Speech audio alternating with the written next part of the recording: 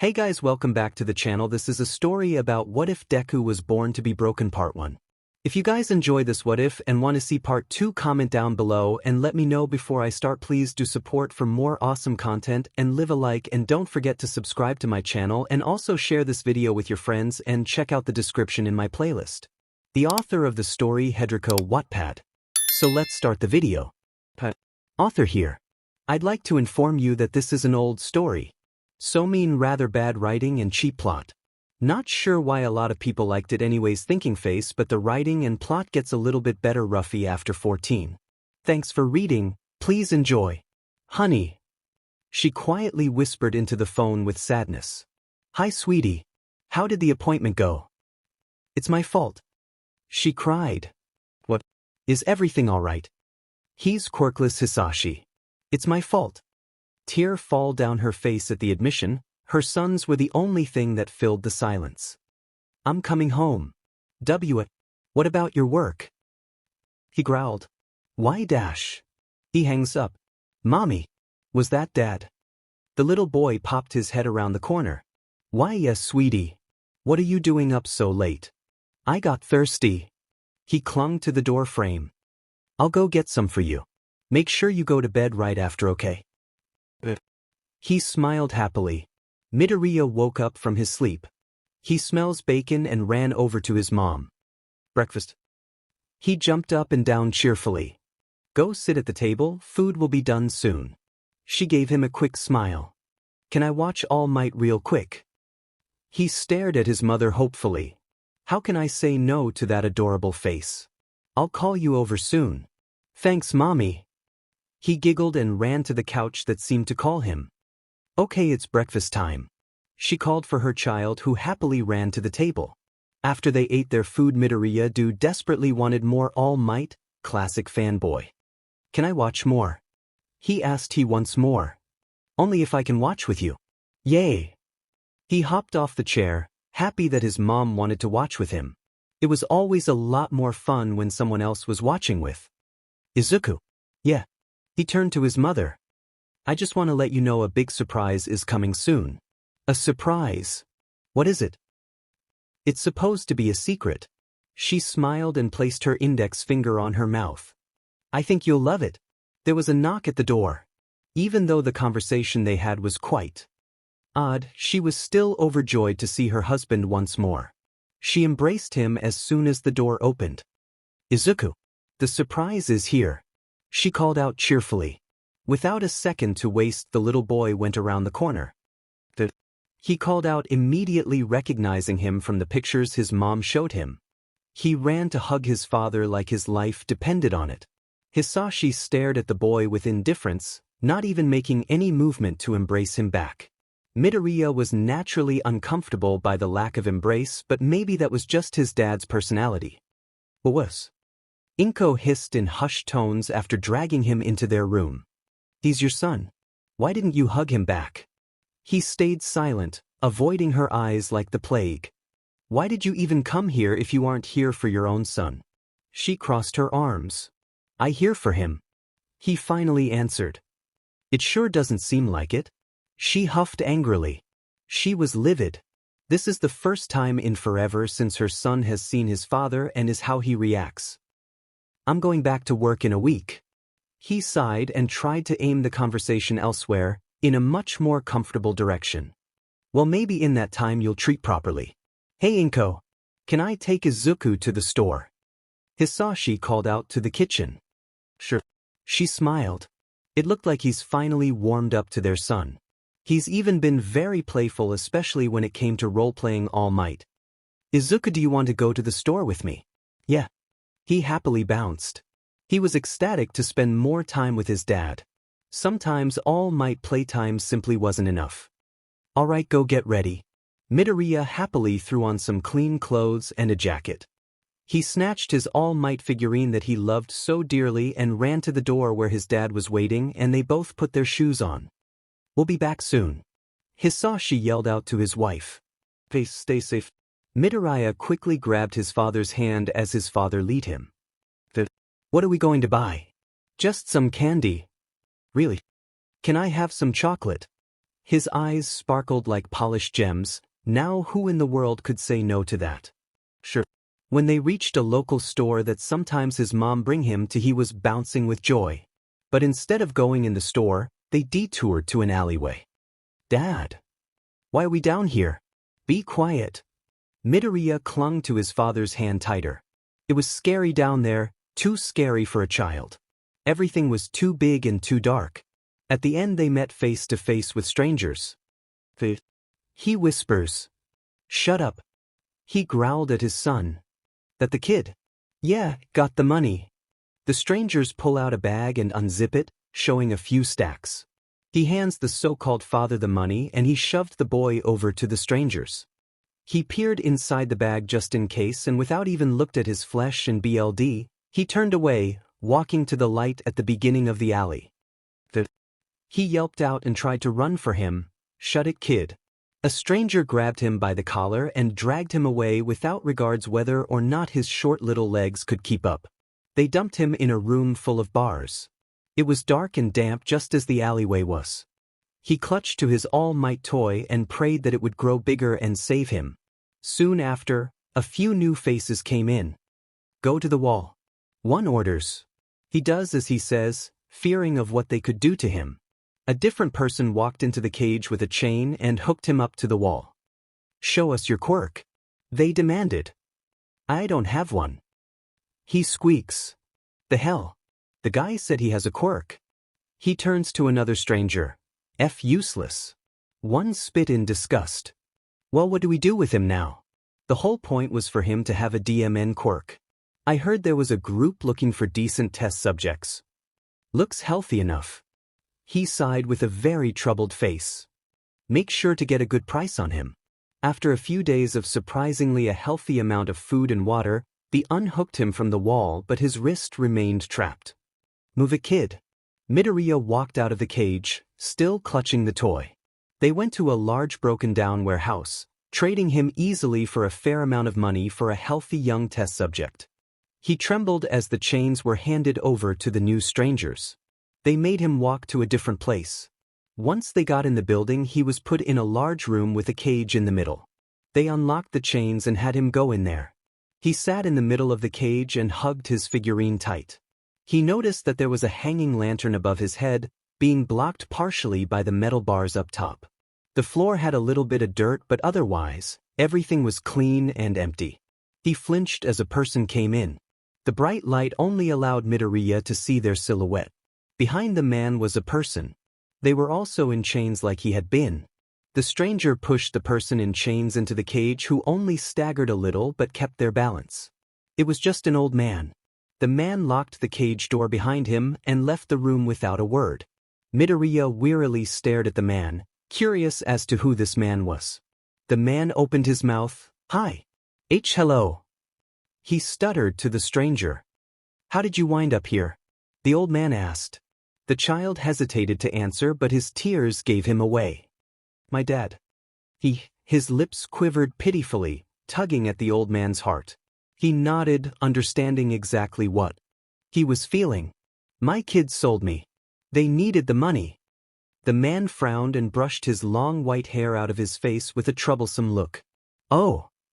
He sniffled and wiped his tears with his wrist, which was covered by his thankfully warm jacket. So the man was like him. How old are you anyways? 5. That's really young. The man slumped onto the cage bars with a deep sigh. His face gave away his disappointment. There were seriously bastards out there that would do that to their own son. I'm about 71 now. He chuckled with a friendly smile, wiping away his disapproval. Man, if he ever met this boy's father, he's in for an earful. That's long. Yep, I'm an old man. He chuckled at the kid's reaction. So cute. Is that an all-might toy? The man tilted his head and smiled after spotting the small child clutching it for dear life. Why? He stuttered much more excitingly than he was before.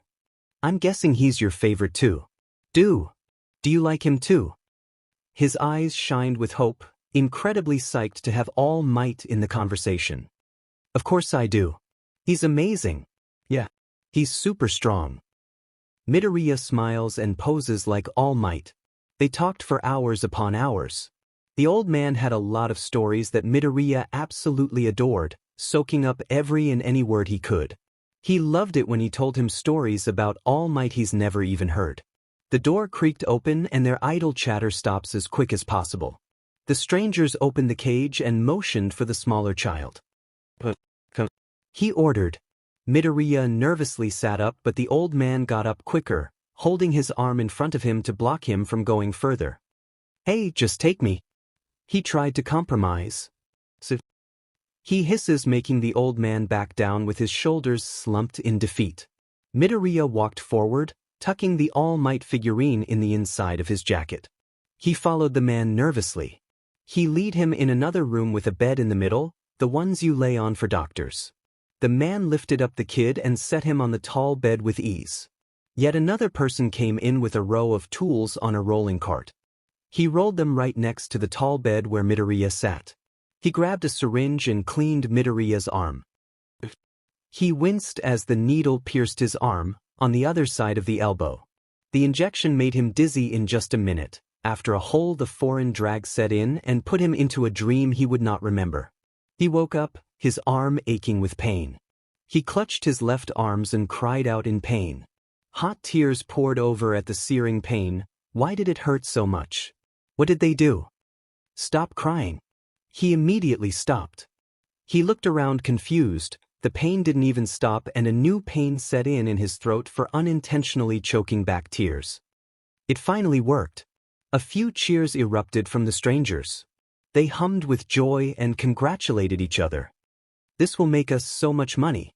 They happily sang, shaking their hands and some even hugging each other. Make him do something else. One encouraged with curiosity twinkling in his eye. Midoriya shot up, whimpering at the pain and jumped. They laughed with joy and he continued to jump. He begged them with his eyes for it to stop. Stop jumping. He stopped. What was happening? Why was he doing everything they said? He looked at the man who's been giving commands. The man smiled and crouched down to his level. You're a real lifesaver, kid. He laughed and ruffled the messy hair. The old man yelped. Go in the cage. He ordered. Midoriya head into the cage without hesitation. The strangers locked the cage after he went in and left without a second glance. What did they do to you?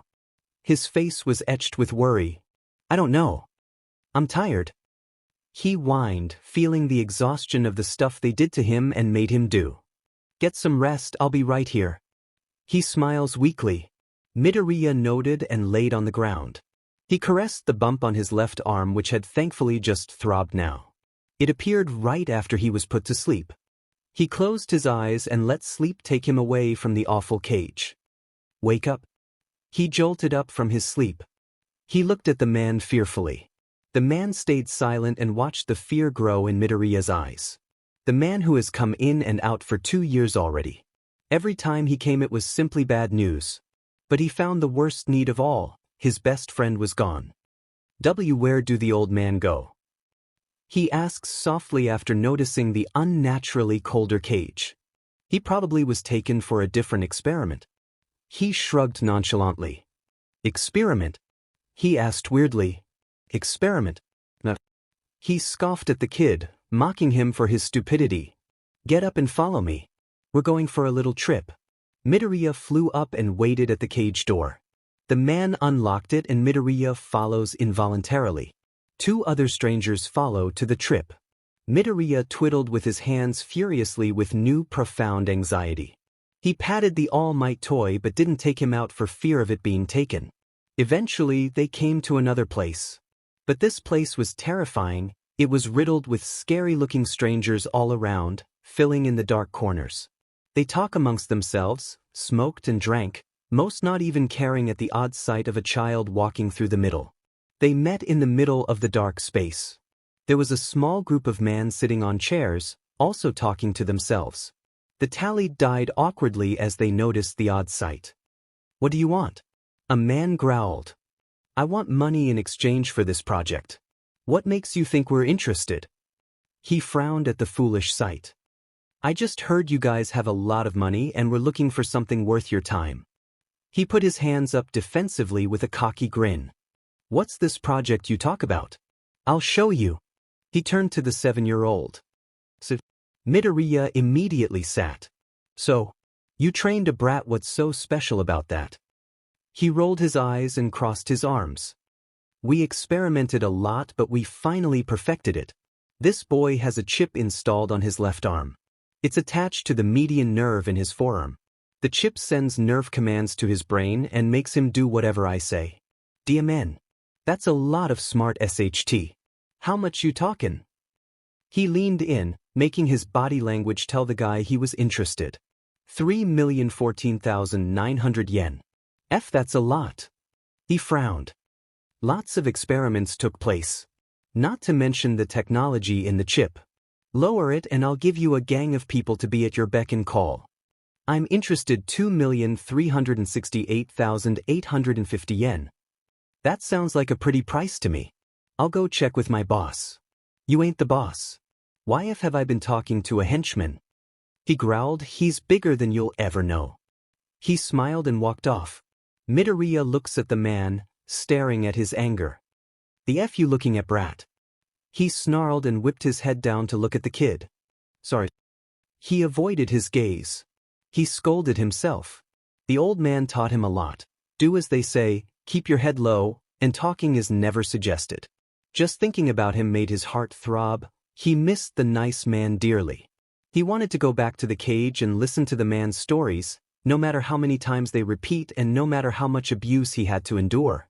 The man came back out with a wide smile. "Great news, he'll take it." "Good." The man snatched Midoriya by the collar and dragged him to the new stranger. The stranger handed him a large 𝐒𝐭𝐲. "Will you be the one commanding him?" He opened the case and smiled giddily at the sight of money. "No, it'll be someone higher up in the ranks. Tell him to make him drink their BLD. The chip scans the DNA and processes the identity. Make sure the person commands him right after so the chip knows the voice." You guys thought a lot on this. He was impressed by their intelligence.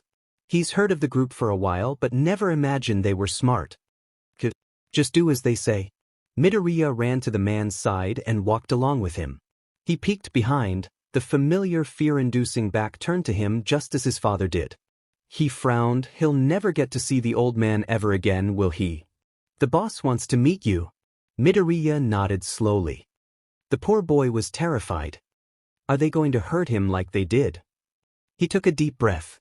Okay, so they sold him for a lot of money, too much for him to count. He mentioned he have to drink someone's BLD. He scrunched his face in distaste. That sounded nasty. He doesn't remember do that last time. He stopped at a door. The stranger knocked on the door. "Come in." A deep voice sent shivers down his spine. His lips shook as he opened the door. He saw a man covered wires. "Hello, Izuku Midoriya." He smiled at Midoriya.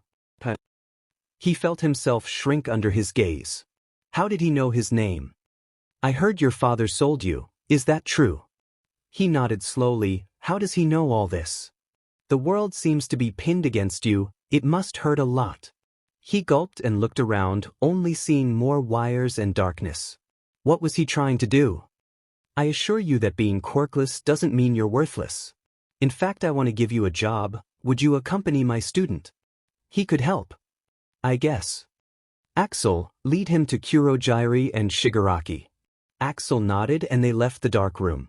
He lead him to a warmer-looking place, lots of wood and dim lights. Axel. His eyes moved to a mist man behind a long table with empty taller stools in front of the table. "Wants this kid to be with Shigaraki." The mist man nodded.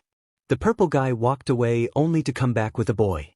He looked sick with his pale complexion and dry, peeling skin. His face and most neck had bright red color, clearly indication scratch marks. He looked a lot older than Midoriya, that's for sure. "What is this?" the sick-looking boy asked. "Shigaraki, this boy has been assigned to you." Axel spoke. "What? I have to take care of some brat?" The boy scowled, clearly displeased at the newest nuisance. "Tamura Shigaraki." The sudden familiar deep voice made Midoriya flinch. He followed Shigaraki's more joyful eyes to a screen focused on the same man he had seen not so long ago. That's his teacher. I think this boy will do you well in the future. Use this chance I've given you and grow with it. Yes, sensei. He looks at the TV and smiled. Now, let him drink your BLD and order him to do something. I expect you'll use him wisely. The TV clicked off. Wow, does he know everything? 𝐒𝐻𝐼 tossed Shigaraki a knife and he slit his palm. He let the BLD pour from his palm into a bowl and handed to Midoriya. He hesitantly took it and looked back at the strangers nervously. Shigaraki commanded, do as they say. His body remembered the command and he drank the BLD. He scrunched his face with distaste and set down the bowl. It tasted like metal. They waited a minute or so before speaking again. Go sit on a stool. The dry boy commanded. He scrambled to obey, struggling to get on the tall stool but managed on his own. Cool a pet. He smirked. Axel, you're dismissed. 𝐒𝐻𝐼 said. See ya. He left the room. Those clothes look tight on you, I'll get you new ones. 𝐒𝐻𝐼 smiled and disappeared behind a door that was behind the long table filled with glass cups. What's your name? Shigaraki looked at him. His eyes widened with shock. He struggled to choke out his name. Izuku Midoriya. Shigaraki nodded, seemingly uninterested despite asking for the name. 𝐒𝐻𝐼 came back and tossed Midoriya clothes. There's a bathroom at the end of the bar. He points to the back. He looked at Shigaraki and waited for him to tell him to get up. What? He growled. Can I go? He sized like he was asking too much. Go to the bathroom and get changed. He jumped off the tall chair and slipped into the bathroom. It was a simple t-shirt with jeans. I threw them on, smiling at the cleanliness. The clean clothes rub on his skin comfortably. He haven't had new clothes since. Oh, never mind. He snatched his trusty jacket and put it on. He's grown a little bit, but the jacket has always been large. He put his All Might toy in the inside pocket again. He peeked out of the bathroom carefully and swung open the door slowly. He walked back to the table, smiling shyly. Thanks, 𝐒𝐻𝐼. Within a span of a few years, Midoriya learned a lot about Shigaraki. Shigaraki had a temper. He tended to lash out in a childish manner. Unfortunately, the rash, blinded rage was directed at Midoriya. Seeing as he was weak and had no choice but to let it happen, Midoriya honestly liked it better than the other places. At least now he what to avoid in order to not make him mad. Back then they would just come in and do what they wanted. It was unpredictable. The only thing he couldn't avoid was when Shigaraki lost in a game. He would get so agitated that he would lash out at Midoriya. Because of that, Midoriya grew to despise games. He noticed that Shigaraki really doesn't like heroes. He tried his best to keep his All Might toy away from him. It wasn't long before he messed up and Shigaraki found it. He immediately smashed it on the ground. He was simply glad that he didn't use his quirk on it, and he kept the pieces of the broken toy. Eventually, Midoriya caught on to All for One's plans. He was training Shigaraki to be his successor. Now he understood what he meant by using him. He understood that he's a pawn for Shigaraki to use. Talks of ending All Might soon appeared. Shigaraki fantasized over the end, the symbol of peace. Personally, he had no longing to kill the one who has basically been his light all those years. Apparently they put a traitor in UA when exams rolled in. He was curious as to who it was, but he never saw them. A few days passed the beginning of a new school year and they dove into action. They hired people and planned their raid. It was pretty hectic and nerve-wracking. Finally the day came. They were going to infiltrate UA. You're coming with the raid, Shigaraki nonchalantly claimed, clicking the buttons to a controller which thankfully Midoriya didn't partake in. I am. He slowly looked up to his, I suppose. The man grew up and his attitude only grew more sour. He hissed in annoyance. He couldn't understand why he had to repeat the obvious. He said it. After the game, he tossed the controller carelessly and sat up with less than proper posture. They walked to a larger area, filled to the brim with goons and criminals Midoriya did not know of. 𝐒𝐻𝐼 handed Midoriya a mask, one that his nose and mouth with a pair of clear googles up top. Midoriya reluctantly took the mask and slipped it on. Last minute much. 𝐒𝐫𝐽𝐝 made a huge portal for everyone to slip in and begin their assault. Shigaraki went in first with Midoriya tailing behind. It wasn't long before the most sharp pro notice, a scruffy man who looked like he needed a shower. Huddle up and don't move. The teacher quickly ordered the students. Midoriya's stomach did flips as he heard the confusion from the kids that are the same age as him. 13 and 𝐕, is it? 𝐒𝐫𝐽𝐝 muttered. According to the staff schedule received the other day, All Might is supposed to be here. How he got that was when the media charged in after he decayed the wall. Midoriya overheard that discussions. Of course, that whole incident was this scum's doing. 𝐕 spat with disgust. Where is he? We've come all this way and brought so many playmates. All Might, the symbol of peace, is he here? Midoriya flinched at the harsh voice. He could tell he was getting angry. I wonder if some dead kids will bring him here. Aizawa shot into action and started to take down the hired people with ease. The children attempted to escape, but 𝐒𝐫𝐽𝐝 lunged forward. Greetings. We are the League of Villains. Forgive our audacity, but today we've come here to UA High School, this bastion of heroism, to end the life of the symbol of peace. With that he teleported everyone to separate locations. Everything's according to plan besides the absence of All Might. But perhaps dead kids can hurt his pride. Midoriya huddled close to Shigaraki, quite nervous about the whole thing. There was so many people and in unfamiliar ground. They observed as 𝐒𝐫𝐽𝐝 confronted the kids still in the front of USJ. Aizawa bouldered his way to Shigaraki and Midoriya. Midoriya whipped his hand in front of Shigaraki protectively, just as the old man did for him. Regardless of his brave actions, his body trembled as the pro neared, a strong man with unknown intentions, likely to hurt him and Shigaraki. Stand back and stay still. Shigaraki ordered. Midoriya wished to stay and stand guard, but his body listened to Shigaraki perfectly. 23 seconds. He muttered as 𝐕 came in close. So you're the boss. He threw the rap at him. Shigaraki continued to count and Aizawa landed a hit. But Shigaraki clutched his elbow. It's hard to tell when you're scampering around, but there are moments when your hair falls in front of your face. Midoriya noticed his hand on the hero's elbow and his eyes widened, knowing what was going to happen. It was odd it didn't happen immediately. Was his quirk delayed or was it the hero's quirk? Every time you finish a given move, your max durations gets shorter and shorter. Don't overdo it now. His elbow crumbled, revealing the skin, muscles, then finally bones at breakneck speed. Shigaraki brung out the Nomu that was made to kill the symbol of peace. Midoriya stared helplessly as the Nomu pinned Aizawa and twisted his arm in a way that was most not supposed to be. 𝐒𝐫𝐽𝐝 came back distraught and disappointed. He's incapacitated, but there were some students I couldn't warp away and one of them escaped. Midoriya's BLD ran cold. His face pale as Shigaraki started to scratch violently at his neck. 𝐒𝐫𝐽𝐝, I'd turn you into dust if you weren't ticket out of here. We won't stand against dozens of pros. It's game over, man. It's game over. He turned around after he stopped scratching mid-sentence. We're leaving. He walked closer to the water's edge. But before that, let's leave a few dead kids to wound the pride of the symbol of peace. His hand reached to a student at the edge, but it stopped.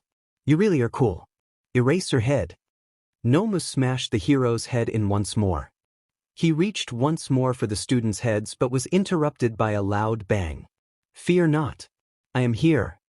Midoriya smiled as his eyes fell of. He's dreamed of ever since he was a kid. Is he there to save him? Can he? Nomu let go of Aizawa and stands up to face All Might, who hurtled past criminals, leaving them unconscious in a flash. He quickly snatched the other two kids and dashed for Aizawa, pushing away the Nomu. Take Aizawa and head for the entrance. He orders the two. They immediately dive into action. Wow. So cool. I really expected him to be faster though. Is it true? Shigaraki turns to face All Might with a gleeful smile one couldn't see with the hand over his face. That you're weakening. The students that were saved by All Might and given the poor battered hero ran as fast and as barely as they could. Carolina. All Might ran at Shigaraki. Nomu. Shigaraki called. Smash. His arms made an X as the crashed against the mindless pawn. Nomu made his move but All Might evaded it. He started to punch wildly at Nomu but to no avail. Shigaraki showed off how Nomu has shock absorption. All Might slammed Nomu into the ground by picking him up and swinging himself and the bird behind him.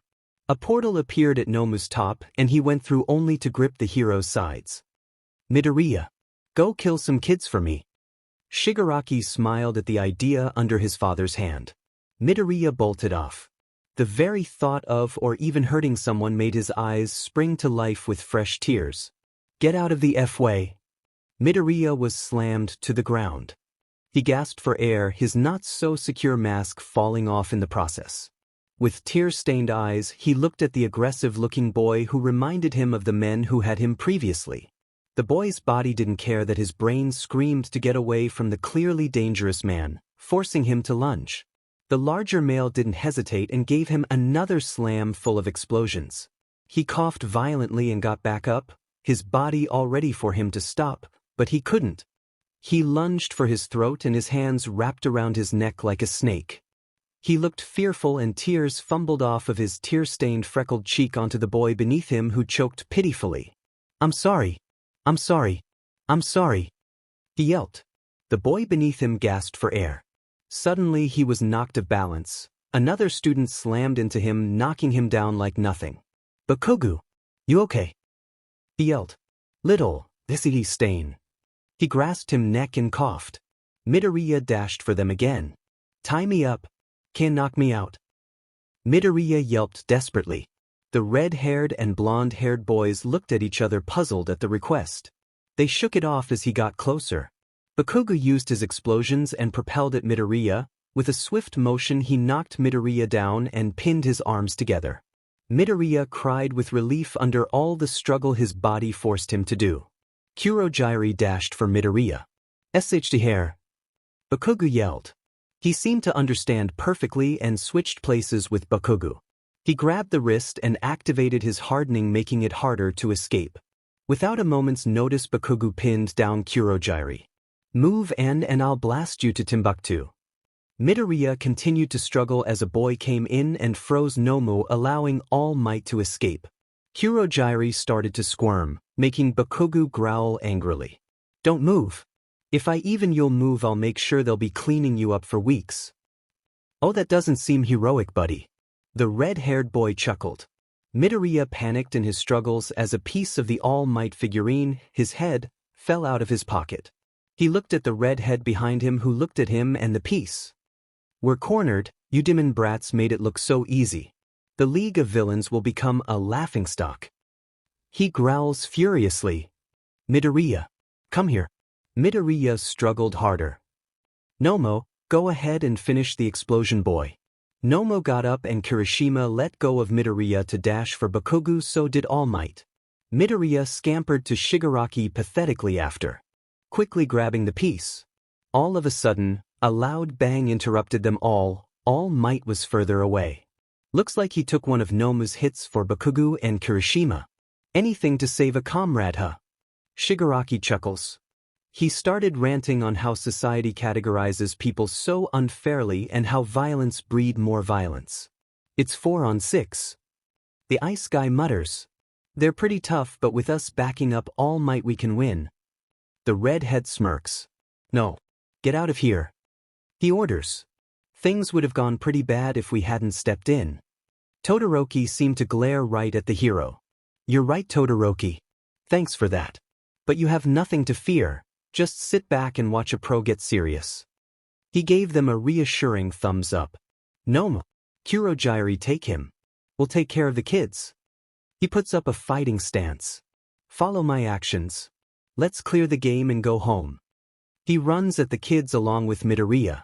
All Might lands a powerful punch on Nomu and both Shigaraki and Midoriya jump back. He's got shock absorption.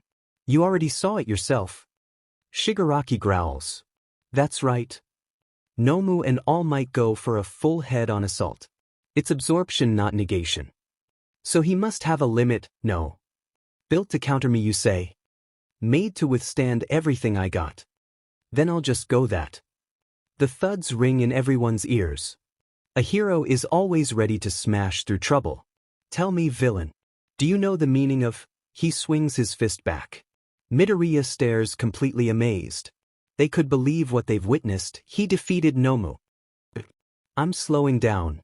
In my heyday 5 of those punches would have been enough. He turns to face the villains with his signature smile. It was the exact same as the figure Midoriya always kept. But that was over 300 hits just now. Midoriya and the students stood in awe. Well, villain, how about we hurry up and finish this? You cheated. He snarls. Come on guys, we need to head off. All Might has this in the bag. The students start to walk off, looking back to watch what unfolds. Shigaraki was panicked, but Kurojiiri pulled him back a little. This is revenge for Nomu. The 3 started to run at All Might. Midoriya stared his idol fearfully. He's going to attack him. There's no way. A bullet goes through Shigaraki's outreached hand. More shots follow soon after. Shigaraki. Midoriya stops and went to his side. They're here. The pros are here. They're here, game over. Guess we gotta try another time. Kurojiiri. Suddenly the 3 are showered by bullet. The 2 boys yelp as they get hit, and Kurojiiri quickly covers them with the mist. Then Kurojiiri was dragged as they entered to portal. 13 is still conscious. I may have failed here, symbol of peace, but next time we meet your All Might. They disappear. Ow. That 𝐵𝐵D shot me in the arms and legs. We got crushed. He even got Nomu too. Our cannon fodder was taken down in a flash. Even those kids were strong. Grumbles on the floor as Midoriya groans with pain. The hero nailed him on his stomach and arms. The symbol of peace is in perfect health. You were wrong, MT. No, I wasn't. We merely got ahead of ourselves. We underestimated them. Good thing the League of Villains came cheap. Anyway, he speaks so clearly with no hesitation. It seemed like he could never be wrong. This was the first time Midoriya had ever seen him be wrong. What of our creation Nomu? Did you retrieve him? He was sent flying. Unless we get his exact coordinates, no amount of warping will help. I just couldn't spare the time back there. Kurojiiri spoke for Shigaraki. After all the trouble we went through to make him as strong as All Might. That's too bad, a real shame. He sighed. No use crying over spilled milk. We did not fully loose this endeavor. Find stronger troops. Take all the time you need. He started to encourage his student. We can't move freely. That's why we need a like you. Tomura Shigaraki. Next time the world will know of the you represent. Kurojiiri wrapped Shigaraki and Midoriya with bandages. The room was awkwardly silent. Midoriya kept his head held low in shame. But he was glad too. He wasn't able to follow Shigaraki's orders. His growl made Midoriya jump. I ordered you to kill someone. You came back with those hands clean.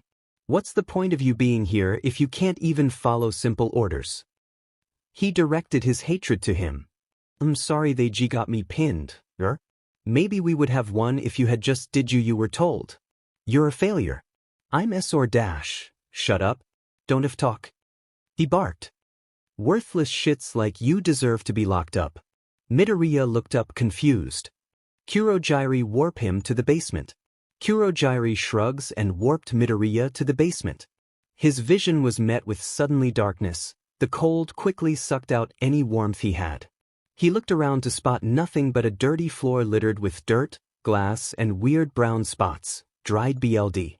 He walked to the wall straight across from the stairs, which he guessed is the entrance, and sat down. He pulled his knees to his chest and wrapped his arms around them. Another dark room. Hopefully this won't last long. We investigated names under Shigaraki, and his quirk, which seems to be disintegration with anything he touches. I scoured the quirk registration records of citizens in 20s and 30s, but Officer Tsukachi makes a troubled face. I couldn't find anything. It's the same fire anyone with Warpgate the Black Mist Man has. They may have never hit by the census or their aliases, so long story short, we got nothing to go on. Once that Shigaraki guy heals, he's probably going to come for BLD. Snipe's worried words reach all attending. What about that other child? All Might interrupted. I was just going to get to that. We ran the name Midoriya and got a few names but narrowed it down easily. His name is Izuku Midoriya, a quirkless 15-year-old. He's been missing for roughly 10 years. We found something interesting too. According to the students who encountered him, he was completely unwilling to harm. He did to hurt, but he practically begged the students to stop him. Tsukachi frowns. How can you do something but be unwilling to at the same time? Midnight furrowed her brows. That Nomu character seemed to do whatever Shigaraki said. What if there are multiple? This child may be a Nomu as well. Nizu pitched in. Multiple Nomu. Sends shivers down my spine. Snipe shudders. But if he isn't, then they may have done something to him. I don't like what I'm imagining. Midnight shakes her head. Based on what was seen, this Shigaraki character has a toddler's sense of feeling, like he can do what he wants. It's like he is some sort of man-child. All Might changes the subject. You mean he's a kid with a power of something? Vlad King yells angrily. He might not have gotten quirk counseling in elementary like other kids. Midnight calmly proposes. And what does all this have to do with everything? Vlad King's anger rips through the room. Officer Tsukachi interrupts. We captured 72 villains. They were all third-rate thugs, people who skill in back alleys. Problem is the swore allegiance to that man-child. They followed him, no questions asked. There is no doubt that heroes have taken this age. Villains and criminals feel more pressure than ever. They were most likely attracted to his more innocent, simple-minded brand of evil. Nizu speaks up to All Might in his deflated form. If you look at he's like our students, he has potential to grow. Perhaps if we help and possible even Midoriya, give them exceptional coaches or mentors. I suppose that's naive of me to think, it's so dark. It's so quiet. He grasped the All Might pieces. He started having conversations in his head, seeing as he couldn't talk. Hi All Might, I know we technically already met, but I'm really sorry about that. That's quite all right, young one. Midoriya smiled to himself. I thought you were so cool. The way you defeated Nomu like that. I never expected that. It was a hard fight, but a true hero always sees it to the end. You're so cool. I hope you can save me. No doubt I will. Really? Of course, it's a hero's duty. Midoriya slumped back onto the wall. Quite pleased at the idea, All Might will save him. Of course All Might would save him, he'd be working on it right now. He heard the loud TV above his head. It's UA's sports festival. The one time each year. Our fledgling heroes compete in a ruthless grand battle. Sports festival. Midoriya didn't know they had a festival. He quickly remembers a blurry memory of a festival his mom took him to. Let's get candied apples. The short child tugs at his mother's hand. That sounds delicious. Great thinking, Izuku. She laughs so beautifully. He started to tear up. He couldn't even remember his mother's voice correctly. What was her face like again? He was sure she had green hair like he does. What about freckles? He tried to piece together face traits, but nothing looked right. The festival ended with the loud persons screaming the winners. Everything went quiet once more beside the occasional shuffling around. A DNA analysis on Nomu. All Might sat with Officer Tsukachi.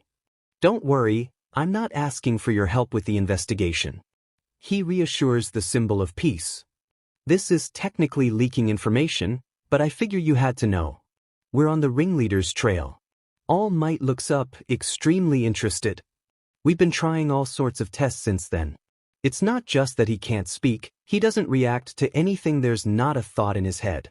So we just ran a DNA test to find out what we could about his origins. Turns out he's just some petty criminal, assault, extortion, a whole rap sheet. Bet we also learned that he's got the DNA of at least 4 completely different people in him. This stunned the deflated hero. Is he even human? He spoke out. It seems his whole body's been altered by drugs and chemicals. Put simply, he's been bioengineered to tolerate multiple quirks. His extraordinary low brain activity is a result of that burden. Well, the real issue is that the different DNA somehow led to multiple quirks. Taking in additional DNA alone wouldn't result in extra quirks unless there were some other transference factor at play. He paused for his next words that would shake the hero. One for all has made you quite familiar with that concept. It could be. Midoriya replayed memories in his head so he doesn't go crazy. Memories of the old man and his stories that seem to take him away from that cage. Memories of his mother, as low and blurry as they were. Hell, even the good memories with Shigaraki when he was nicer. Shigaraki wasn't all that bad, just a little messed up, at least that's how Midoriya sees it. Frankly, Midoriya was simply glad he was being left alone, at least they fed him a little. Sometimes they made it clear he was being forgotten, when they happened he didn't really get food. Thankfully, 𝐬𝐻𝐼 dropped off a heavy supply of water after a while so he doesn't have to worry about dying from dehydration. They plan more attacks and lots of people can through. It seems that those new noises were one of the only things that allowed him to cling to sanity. Midoriya was listening close to the conversation above. It was muffled but he could make out that they were recruiting a person. He must be big game if Shigaraki is personally recruiting him. As if I'd team up with some temper tantrum throwing child. Bloodlust without conviction is meaningless. The stranger mocked Shigaraki to Midoriya's surprise. Sensei, shouldn't I stop him?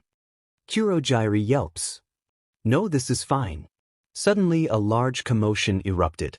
Then I went a little silent with whispers he couldn't hear. Midoriya jumped up and ran to the door. He pressed his ear against it. Ha ha ha. So strong. 𝐬𝐻𝐼. Quickly, send him away. I can't move. It's probably the hero killer's quirk.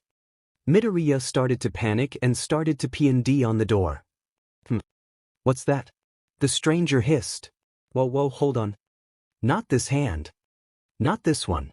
More muffled voices, but it's clear that Shigaraki got up. Get lost. Just go home and die. I'm the type you, Shigaraki mumbled. Our negotiations were successful. 𝐬𝐻𝐼 claims. So we're done here. Send me back to Hosu. There's still something I've got to take care of there. He went back to the wall realizing it's fine now. Shigaraki is fine. A minute later the door opened. He squinted his eyes at the sudden light. Shigaraki growled.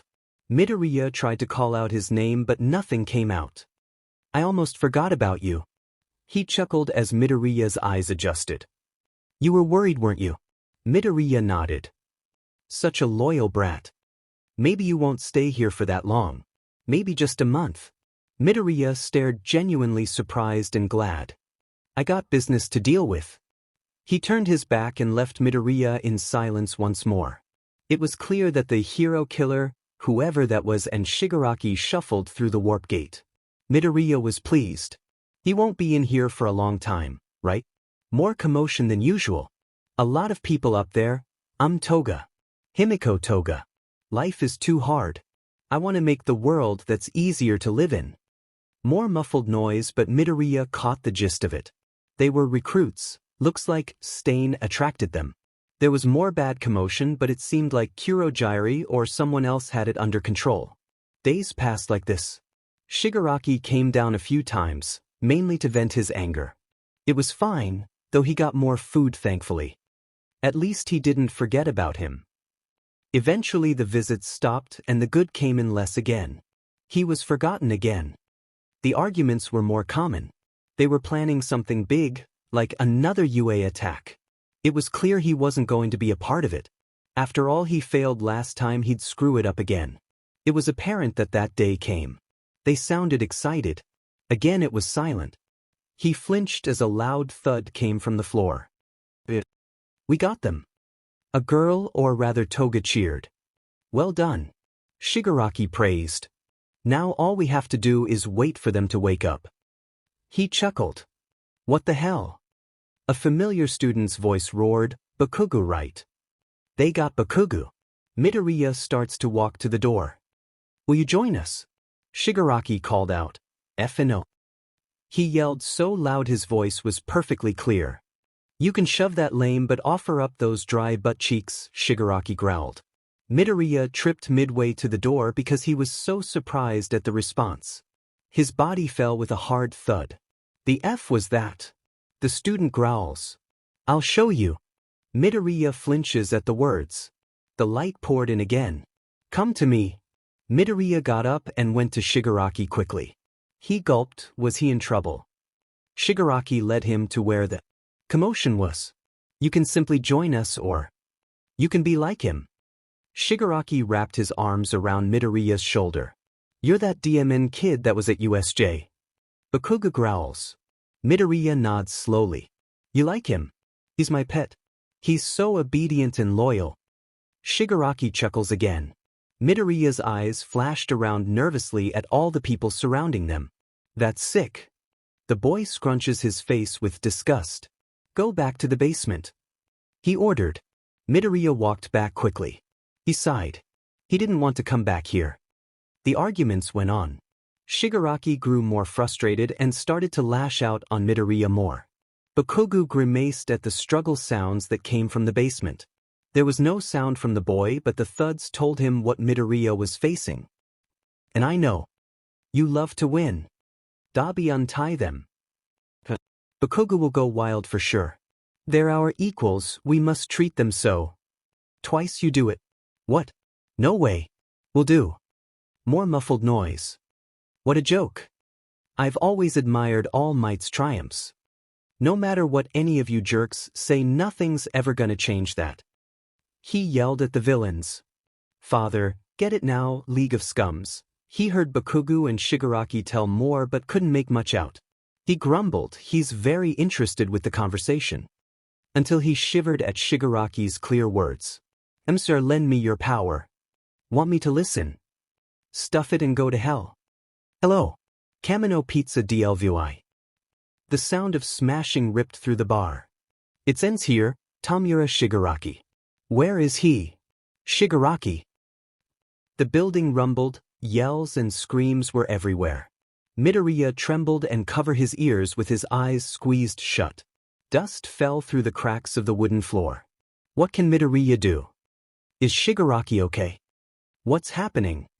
The screams of terror and struggle continued for hours to come. What was most deafening was the rumble and fighting noises. He shook furiously until everything stopped. One huge bang stopped it all. The ground didn't shake and everything went quiet. Search the building properly, make sure there isn't any villains hiding. Someone ordered. Hey, there's a door over here. The door opened. Light flooded in. WhatIf? The person exclaimed. Hey, there's a kid down here. They called out, keeping their eye on him. Midoriya shuffled back, terrified. Hey kid, it's all right. They walked down the stairs. I'm a hero, my name is 𝐬𝐻𝐸. You're safe now. Safe? What does he mean? Midoriya clutched the broken pieces of All Might. Come on kid, let's get you out of here. He walked forward. Midoriya feverishly shook his head. What about Shigaraki? It's all right. We won't hurt you, we want to help. He stepped back. Another hero pops in. Is he all right? From the looks of it, but he doesn't want to come out. He turns back to the kid. We need to get him out now, the building is not looking sturdy. Shoot. Hey kid, I'm sorry but we have to get out now. He walks to him. Midoriya trembles. What if he went with them and Shigaraki gets mad? 𝐬𝐻𝐸 carefully scoops up Midoriya, who shakes furiously. We got some food if you'd like. He tried to lighten the mood after noticing how skinny he was. Midoriya nods, that sounds nice. The hero stops at an ambulance. He was given a blanket which he wrapped around himself gratefully. He noticed a crowd around someone he couldn't see. Some people moved out of the way and he caught a glimpse of a skeletal-looking man. The man looked at the boy in the ambulance and immediately recognized him. All Might rushed to him. You're Midoriya Izuku, aren't you? He looked exhausted. Midoriya nods yes. Are you okay? He notices Midoriya's ghastly completion that could rival his own. He nods yes once again. Hey, maybe I can get a ride to the hospital with you. He chuckles. All Might, All Might. People shout for his attention. I'll tell the driver to get a move on. An AMB worker smiled at the hero and went up front. All Might hopped in. Midoriya stood close to All Might after hearing that he was indeed the hero. He clutched the exhausted hero as doctors crowded them. All Might patted his head for reassurance. Hey, look at that. That's me, isn't it? He smiles and points out the broken pieces of his own action figure. Midoriya nods as the hero was being wrapped up. They tried to check Midoriya, but he wouldn't let them. They scared him with all the beeping machines and new bright lights. Eventually they slept in the comfy beds because Midoriya didn't seem to want to go anywhere away from All Might. Even though he doesn't look like the hero, he certainly made him feel safe. Police came in and asked Midoriya questions, lots and lots of questions, so much so that they overwhelmed him and he started crying like a child. All Might assured them that they would get the questions eventually and shooed them away. Hey, I'm going to UA, you can stay here if you'd like. With that, Midoriya shook his head wildly. All Might chuckled and let Midoriya follow him. The hero knocked on the door. Come in. Hey, Principal Nizu. He greeted his boss. Midoriya Izuku. All Might, where did he come from? Well, they said they found him in the basement of the bar and got him to the ambulance. I saw him and went with him to the hospital. He doesn't want to leave my side. And don't worry, he won't harm anyone. I thought the police would arrest him. Well, he's not really guilty. They took in the facts that all of this was out of his control. Plus, he's a minor. Makes sense. Have they contacted his mother? Not yet. They wanted to question him more. That doesn't seem appropriate. I'll call her right now. Nizu shook his head in disappointment and reached for the phone. They had a short conversation because as soon as she heard that he was at UA, she hung up. I think it's safe to assume that your mother is coming. Nizu chuckles. Wait, his mother. A smile grew on his face. His mom. Truly. It didn't take long before a woman came barging in. Izuku. She yelped. Midoriya stepped back at the loud noise. The woman pulled him in for a hug which he didn't return. This is his mom. My baby. She sobbed. Why? She clutched his shoulders. He stared at her wide-eyed and looked at All Might. I'm so glad you're here. She pulled him in for another hug. Thank you. Thank you so much. She cried to the principal. She calmed down after a while but kept him close. Do you want to go home? She asked her son. I'm sorry, I don't think that's a good idea. Nizu intervened. What? I know it's a shock, but he was with the League of Villains. I don't think he's safe out there. The League of... That group that caused such havoc for UA. Yes. I'm open-minded for taking him in at our institute. In fact, we're planning to make a home for all our UA students for their safety. You are? Will I be able to see him again? Of course. She thought about it and thought of all the factors. Then I gladly accept. I know you can keep my child safe. After a very long time his mother left. Midoriya was still wordless and they didn't know why. Hey Midoriya. Why won't you talk? All Might asked. Midoriya shakes his head. All Might pauses and gets an idea. He gets up and grabs a pencil and paper, then give it to the boy. You can write down why. He suggests. Midoriya looked at the paper and grabbed the pencil. He wanders through his memories, trying to find one where he wrote. He couldn't find a response. It wants to say can't or something, but all he remembers is his name. He looks up disappointed and shakes his head no. You can't write. He asks, which Midoriya nods yes in response. 𝐒𝐿, can you talk? He shakes his head no. Well, you talk to 𝐒𝐿, don't tell me Shigaraki ordered you to not talk. Midoriya smiles and nods yes, glad he got it. I see. But don't you have a free will of your own? Midoriya says no. Are you a Nomu? He shakes his head no. He leans over the table and brushes against his own left arm. He grabs All Might's hand and puts it in his arm so he could feel the chip. A bump? He questioned. Why is there a bump? How's that related? He'll have to brainstorm with Nizu later.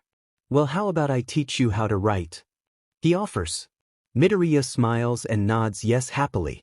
Alright, so we have 3 writing systems. You know he's like a child but not at all. All Might sat next to Nizu with his famous, you won't be able to go anywhere until the day is done. Care to elaborate? Well, everything is new to him. It seems they kept him under a rock. Then again, he's not a child in a few aspects. He has the curiosity of a child as well. I heard you are teaching him how to write. I am, that's another thing. You'd think they would have taught him basic things at least. I bet you anything he'll be terrified at seeing a microwave. The dorms were built and the discussion of where Midoriya could go came up. Shouldn't he stay with All Might since he's so attached to him? Sad to say, but he can't protect anyone anymore. We shouldn't put him in his hands. Hurts my pride, but it's true. My hero days are over. Wouldn't Vlad King just scare him off? The teachers chuckle. I wouldn't. He rushes to defend himself. But you did scare him already. President Mike laughs at Midoriya's reaction to the hot-headed BLD hero. How about Aizawa? He's a calm person.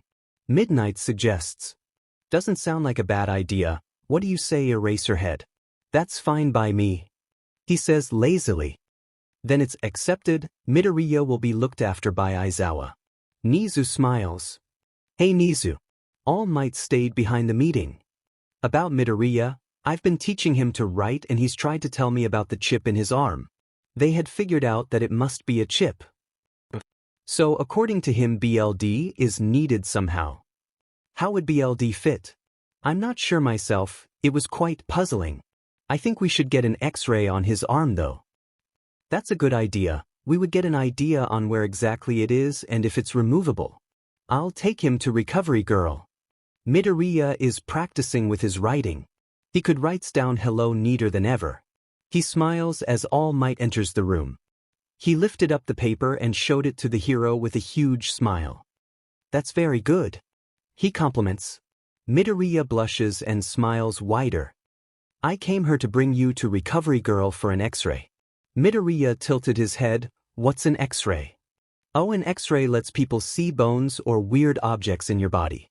Midoriya furrowed his brows. How could you see something inside someone? Wait, are they going to cut him up? Midoriya shakes his head no. You don't want to go. That's fine, maybe some other time. He smiles. So Aizawa will be watching over you, is that alright with you? He thinks about it. The man was really untalkative and calm. He nods yes, he kind of liked him, at least he wasn't so loud like President Mike and Vlad King. School starts back up tomorrow, so you'll be joining his class. Midoriya frowns. The class he had to attack. The idea of so many people was frightening too. He was told to follow Aizawa from then on. He followed him to a huge building. I'm waiting for the class to arrive. The hero says after noticing his curious gaze. Quickly students flood in and Midoriya hides behind Aizawa. Good, you're all here. Who's that behind you? A student asks. His name is Izuku Midoriya. He'll be attending this class from now on. Midoriya pops his head out at his name. It's the kid from the USJ attack. What's he doing here? Silence. The class goes quiet. Midoriya hid himself once more. He's under UA care like you guys now. And he isn't a villain. Some nod unsure. Anyways. He continues to explain how he would have expelled everyone but a select few if All Might hadn't retired. They should have reported the 3 students venturing out in the attempt of rescuing Bakugo and Tokoyami. Then he explained the dorm layout. Midoriya was thinking more on how to write down how the whole controlling chip works. He's glad they explained it in front of him. Finally it clicked. He grabbed a notebook he was given for practice and wrote it down. Drink BLD for control. He showed it to the teacher after his explanation. Aizawa stared at it. Alright, let's bring this to Nizu then. He leaves the class and goes to the principal's. I see. So you have to drink someone's BLD for them to be able to control you.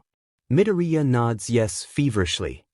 Technically you're still under Shigaraki's control, correct?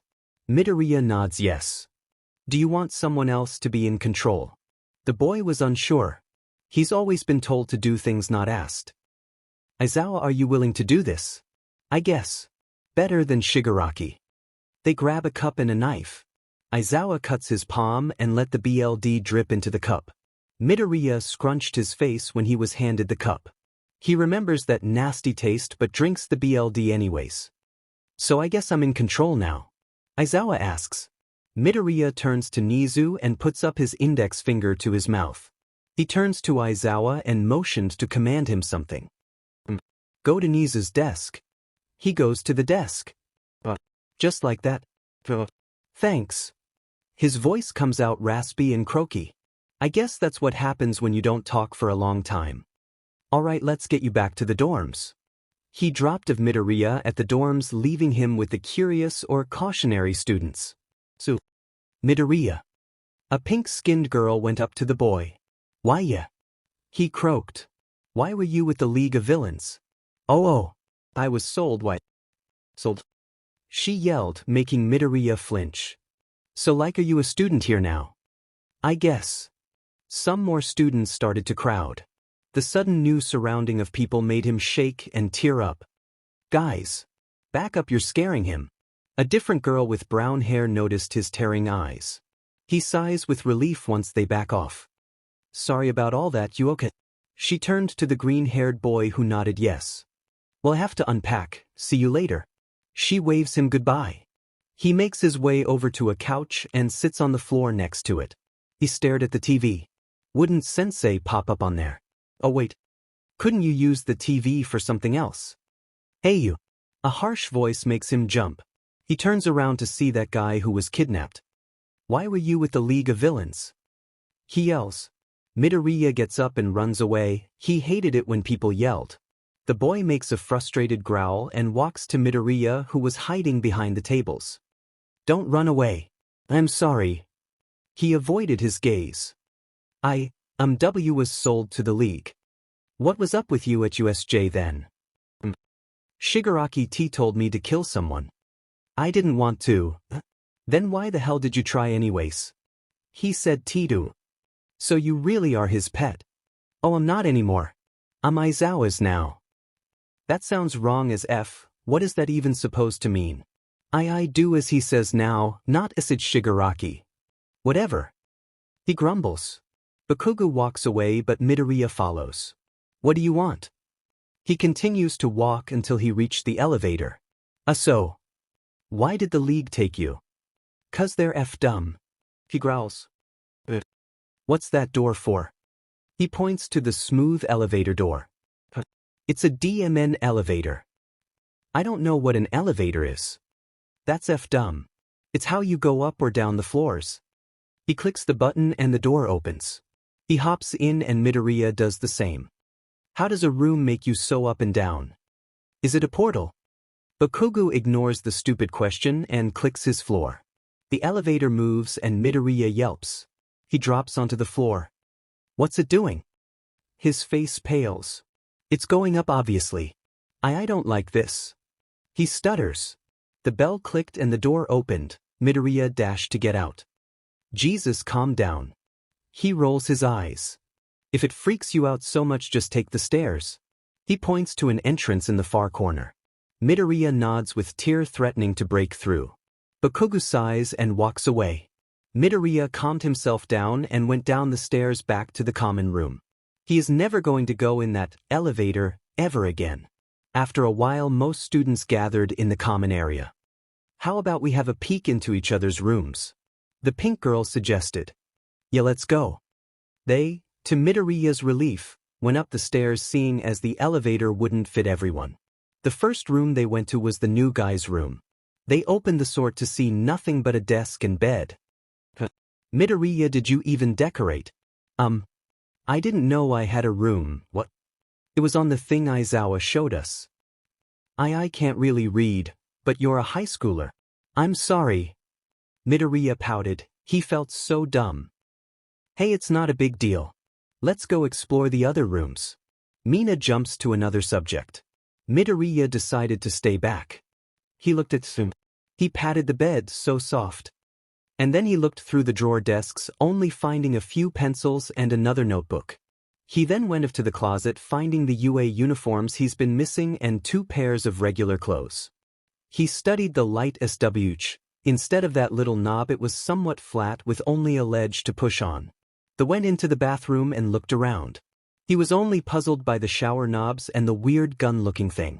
He plugged it into the wall around, clicked the button. It made a gust of wind and a loud noise that startled him. He nearly dropped it. He unplugged it and set it back down. What was the purpose of that gun thing anyway? Just for wind. He was satisfied with his search anyway, exited his room.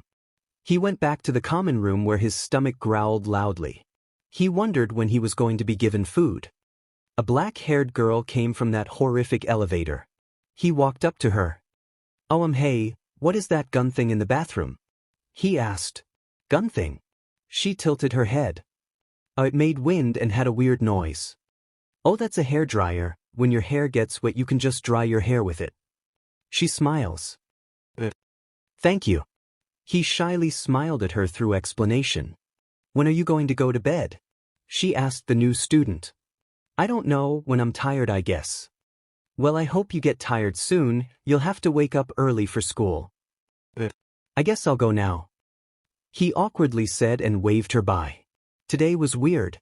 But at least he figured out that the elevator is clearly some sort of death trap he should avoid.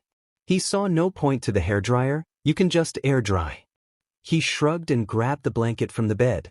He laid down on the wooden floor and fell asleep, comfier than ever. Midoriya jolted up. He sighed with relief. He wasn't in the basement. "What is the time?" He looked at the clock that was put in here, 7:57. "Isn't school at 8 something?" Thankfully, in order to be of use, he learned some numbers while with the league. He shook his head. He got up from the floor and placed the blanket on the bed. His stomach growled as he got ready. He put on the clothes but couldn't get the tie on right, so he ditched it. He went to the bathroom and brushed his teeth. Midoriya got out of his room and went to the common room. There were a few students up already. Some gave him wary looks. It was only natural since he was with the league not so long ago. That girl who had black hair came down. Midoriya happily went up to her. "Morning," he greeted.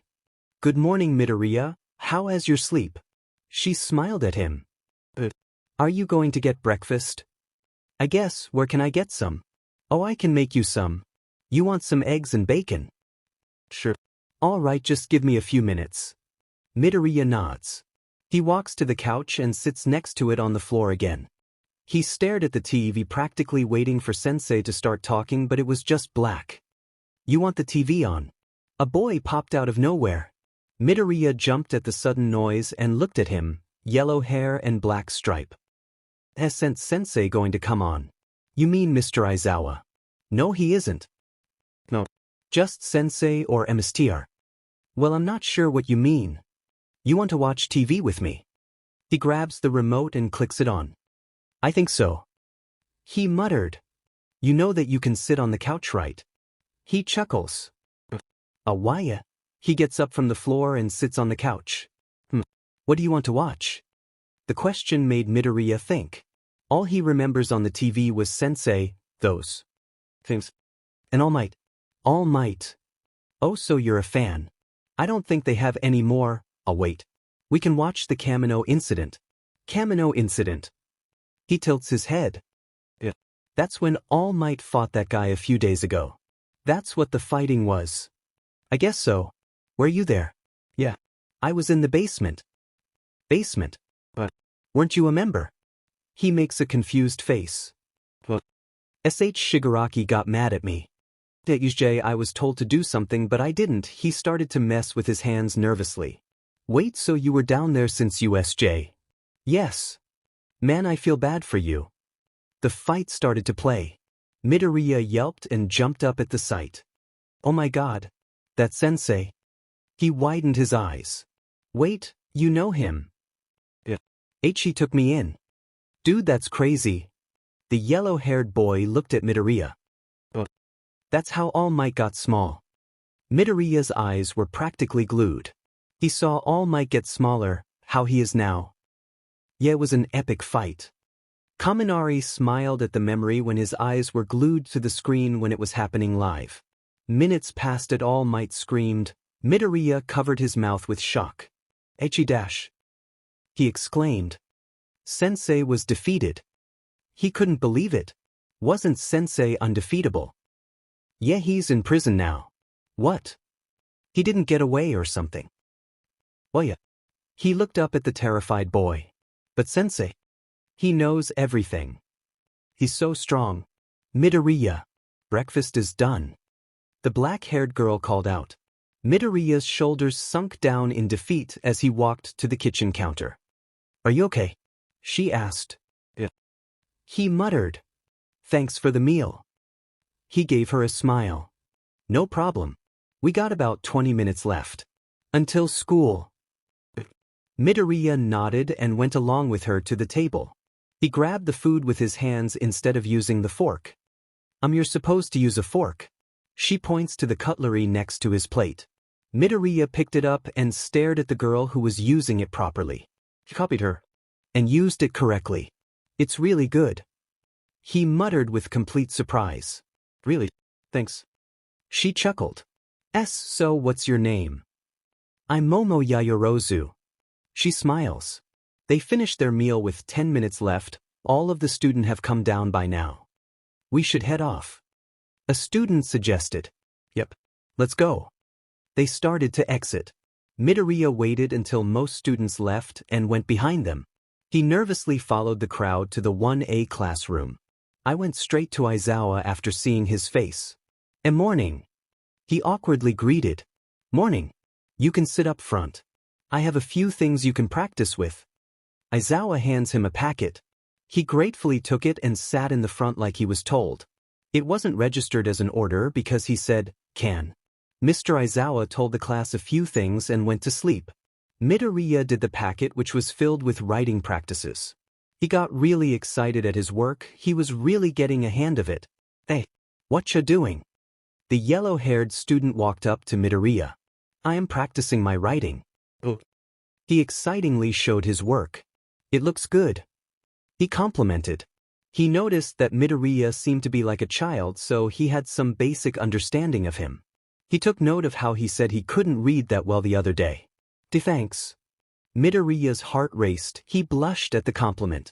He smiles and dives back into his work, much more excited this time. He found math problems and was puzzled. He knew basics like addition, but he didn't know subtraction. He looked around. Maybe he can ask Yaoyorozu. He shyly walks to her. Yaoyorozu? He asked. Hi Midoriya. Do you need something? Can you help me with this? He showed her the problem. Oh sure. Subtraction is pretty easy once you get the hang of it. She encourages. She shows him how it's done and helped him with further questions. Thanks. You're really nice. Thank you. She smiles sweetly. She watches as he goes back to the front. Yaoyorozu turns to her friends. You know Midoriya is like a little kid. Yeah. It's kind of like he doesn't know anything.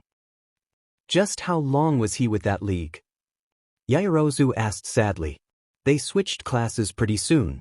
Each time the different teachers gave Midoriya different things. He learned a lot in such a short amount of time. It blew him away. Quickly lunch came. Uraraka came to the boy who was nose deep in his work. So Midoriya, right? She greeted. Yes. My name's Uraraka Ochiko. You want to get some lunch with me? Sure. He gets up and follows her. They walk together until they reach the huge cafeteria. Midoriya pauses. He's never seen so many people gathered in one place. You all right? Uraraka asks. There's a lot of people, he gulps. It's all right. They won't crowd you or anything. I don't want to go in. That's fine, you can stay here. I'll get us some lunch and come right back. Is that all right? Midoriya nods slowly and stares at all the gathering students. What do you want to eat? I don't know. He mutters. How about some curry? She smiles. I think so. Great. I'll be right back, hang tight. She waves at him while walking away.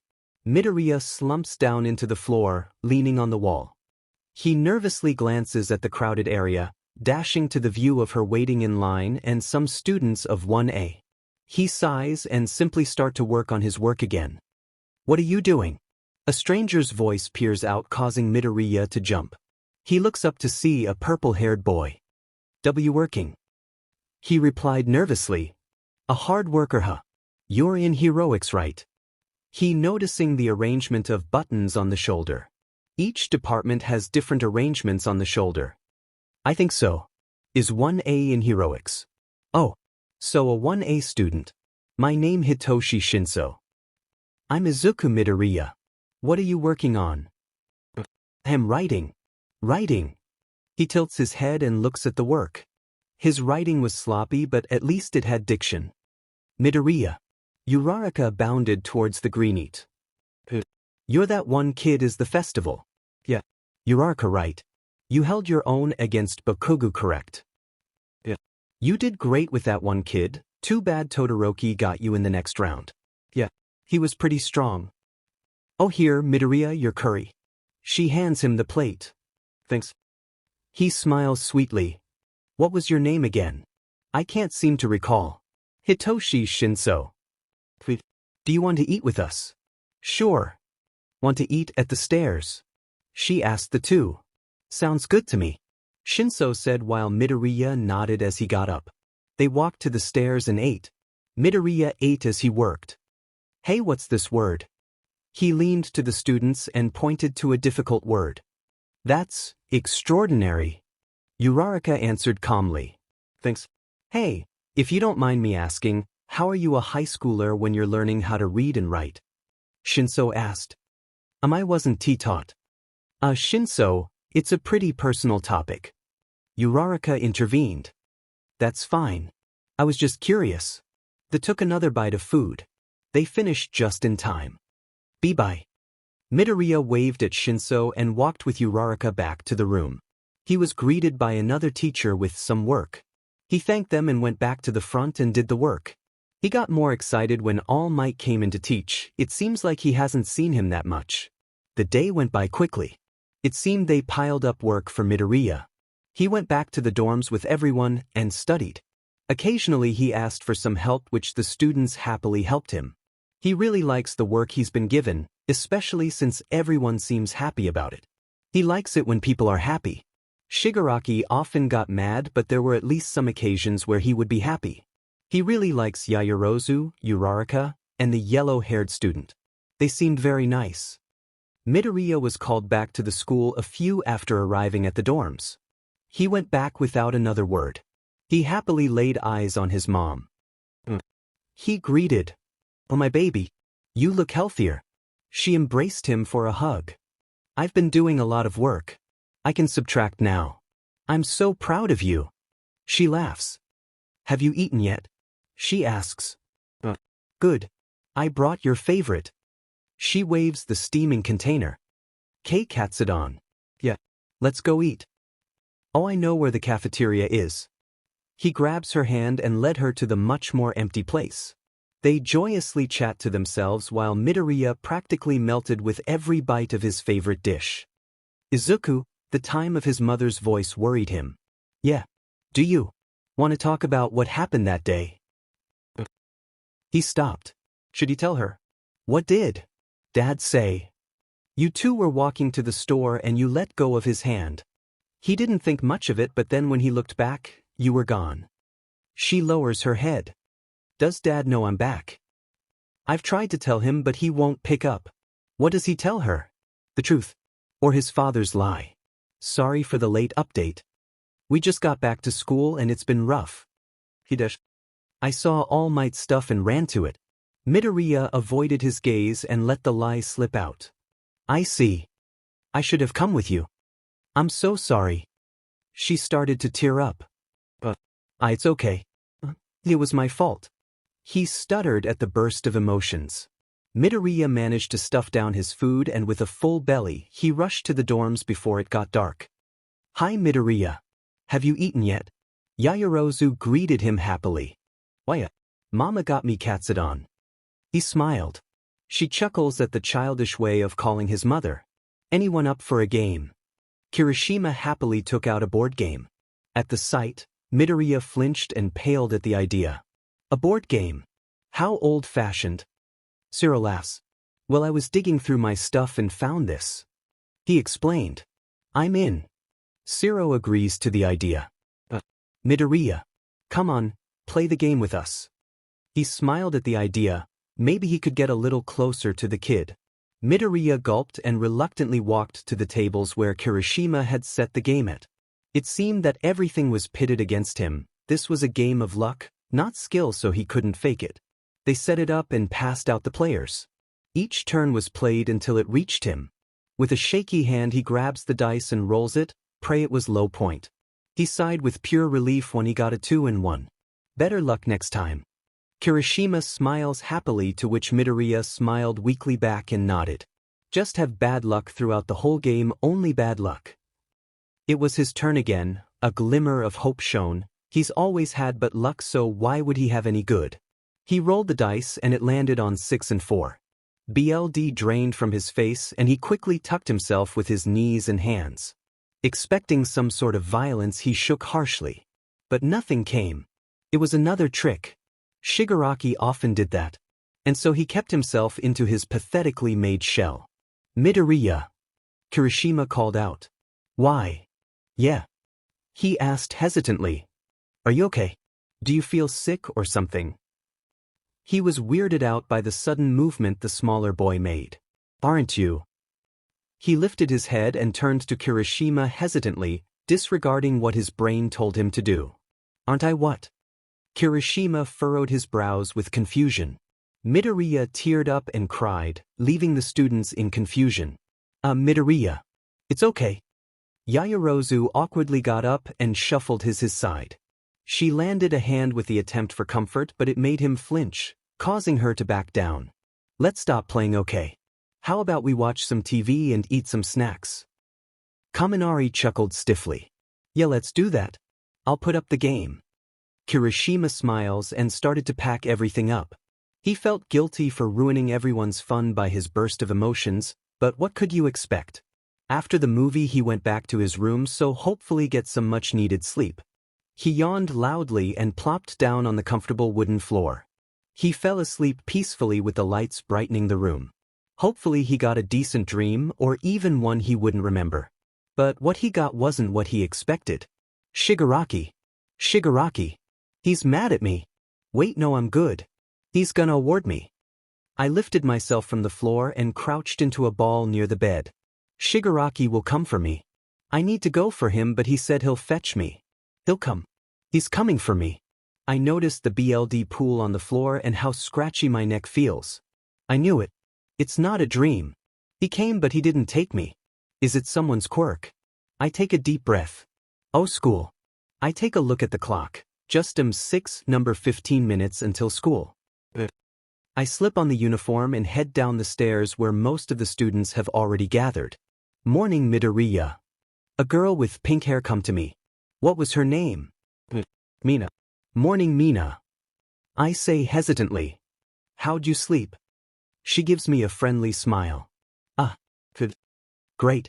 Let's go grab some grub. Yaoyorozu made some for everyone.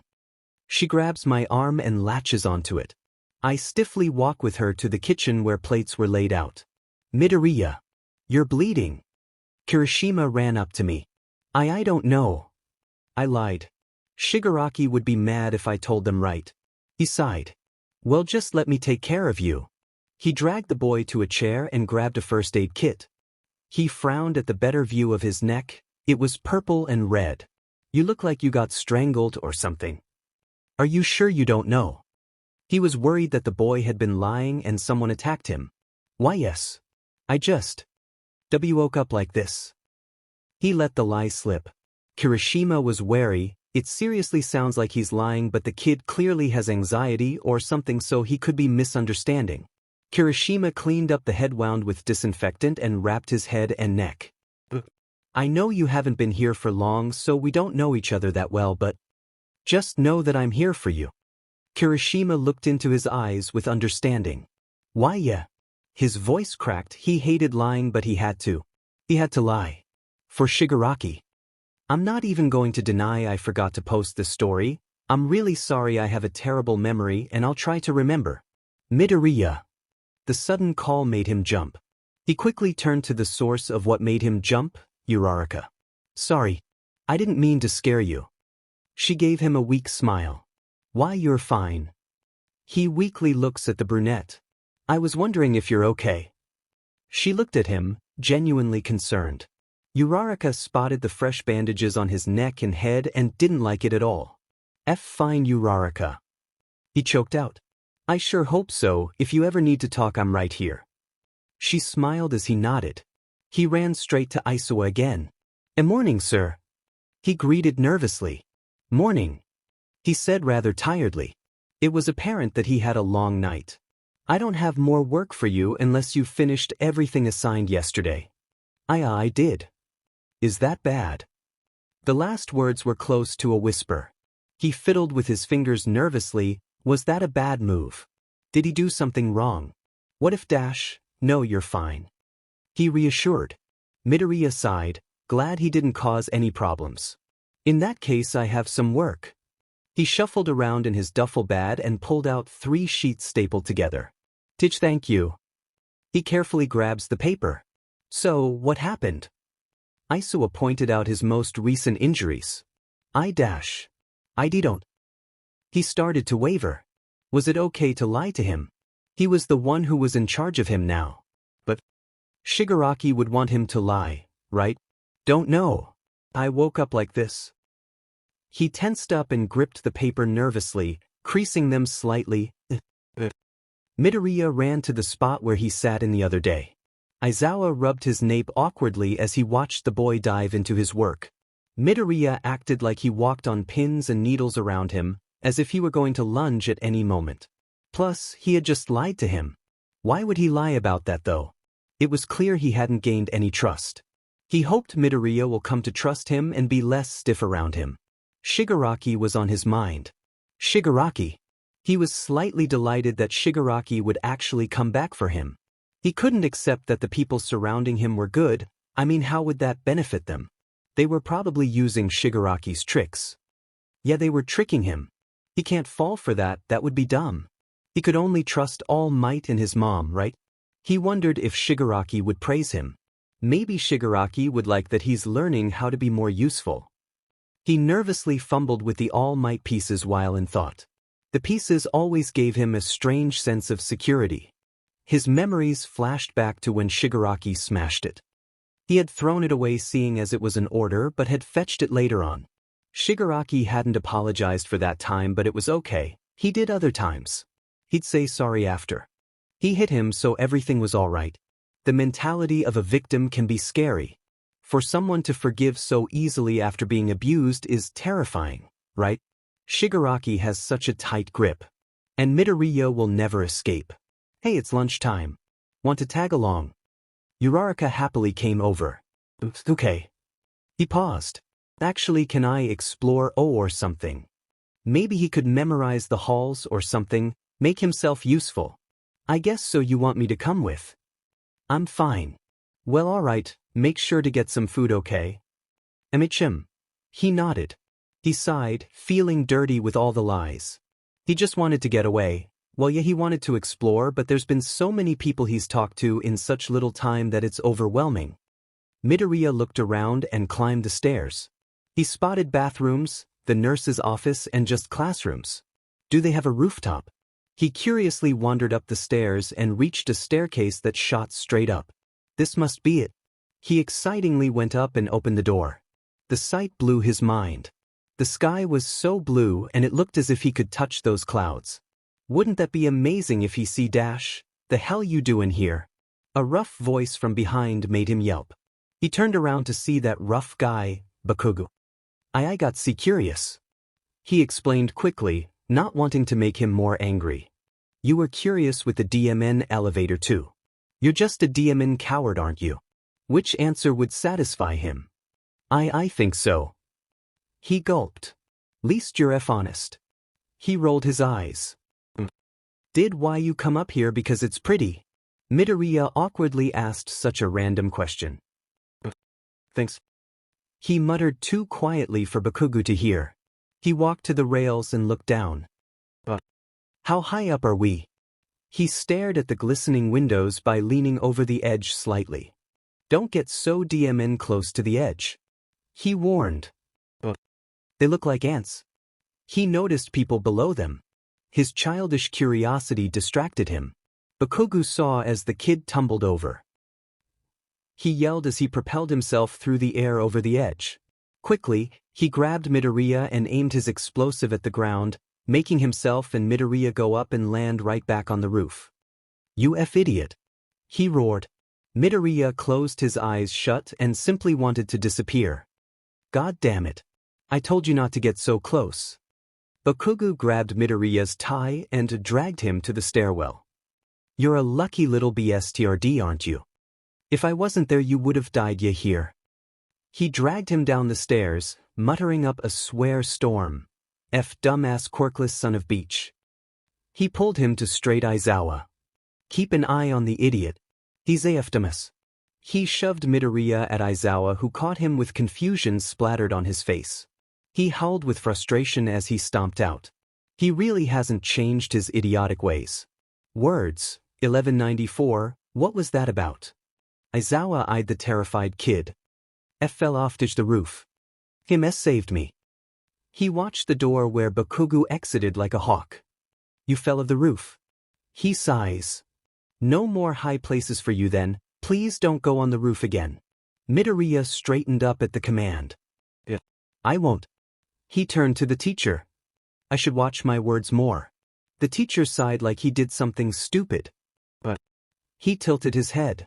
It's better to work with someone that has free will. Just because I can order you doesn't mean I need to all the time, like I'm sure Shigaraki did. He rubbed his nape uncomfortably at the mention of Shigaraki. Ever since the Kamino incident there's been zero news of him, it's been putting everyone on edge. Midoriya nodded. Free will, it sounded amazing, but why would he ever experience it? I've been meaning to ask, do you have an idea on where Shigaraki would go? Midoriya stiffened. Should be lie to Aizawa. Well Shigaraki would want that. He'd hate it if Midoriya spilled the beans on this. And no. All right. Would you like to stay here or go to? Wait, there's 8 minuets left of lunch. You could head back to class if you wanted. See, can I stay here? He stuttered. I'll just be doing some work. Bakugo cursed up a DMN storm while making his way through the halls to the lunchroom where the idiots should be. Kirishima perked up at the sight of his best bro. He quickly sat up and waved him over. Bakugo have him a glare and stomped over, ruining the vibe a little, but only a little, sighed how numb the group had become of his behavior. So Bakubro, what's got your panties in a twist? Kirishima flashed his signature sharp teeth, or rather shark teeth. How does he not gnaw out his cheeks or something? It probably is the worst when he accidentally bites his tongue. None of your DMN business, shitty brains. He threw yet another interesting combo of insults. Kirishima simply smiled. Awfully moody today. Did you yet? He nudged at the angry boy. Sometimes it was fun to prod at him. Shut it. He harshly sat down, as if he wanted to bruise or something, not that he could bruise easily as girls do. Bakugo was perfect, so his iron levels are too. The group simply smiled and continued to eat. Bakugo couldn't get his mind off of that idiot. He may have a childish mind, but he should know basic SHT, right? It was so frustrating. He would have died if he wasn't there. Kirishima awkwardly laughed. You okay there, bud? You're swearing up a storm. He offered a smile. F idiot, that's what. He growled. What? He pointed to himself with confusion. I mean, yeah, but I'm not talking about you.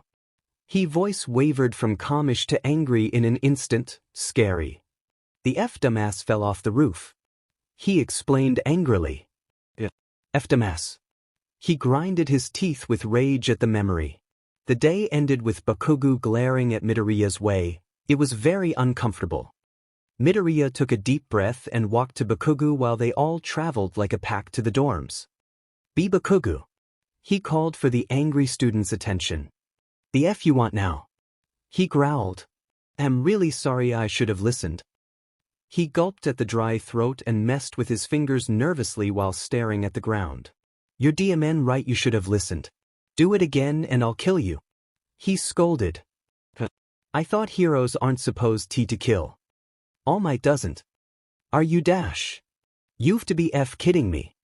He looks at him like he was stupid, which he was. I'm not kidding you. You're a dumbass. F dumbass. He grabs the student's wrists and drags him to the dorms. You should hang out with F Halfie. He's just as dense as you. He continued to drag him up the stairs. FB. He yelled for the student and pounded at the door. The door opened with a satisfying click and revealed a person who really did look like half and half. Behind him was traditional Japanese.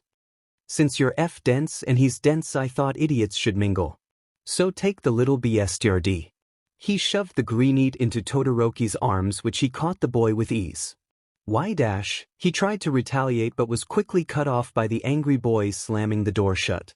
I guess you can hang in here if you want. The hot and cold boy shrugs. Okay. Todoroki set him off of his chest and walked back to whatever he was doing.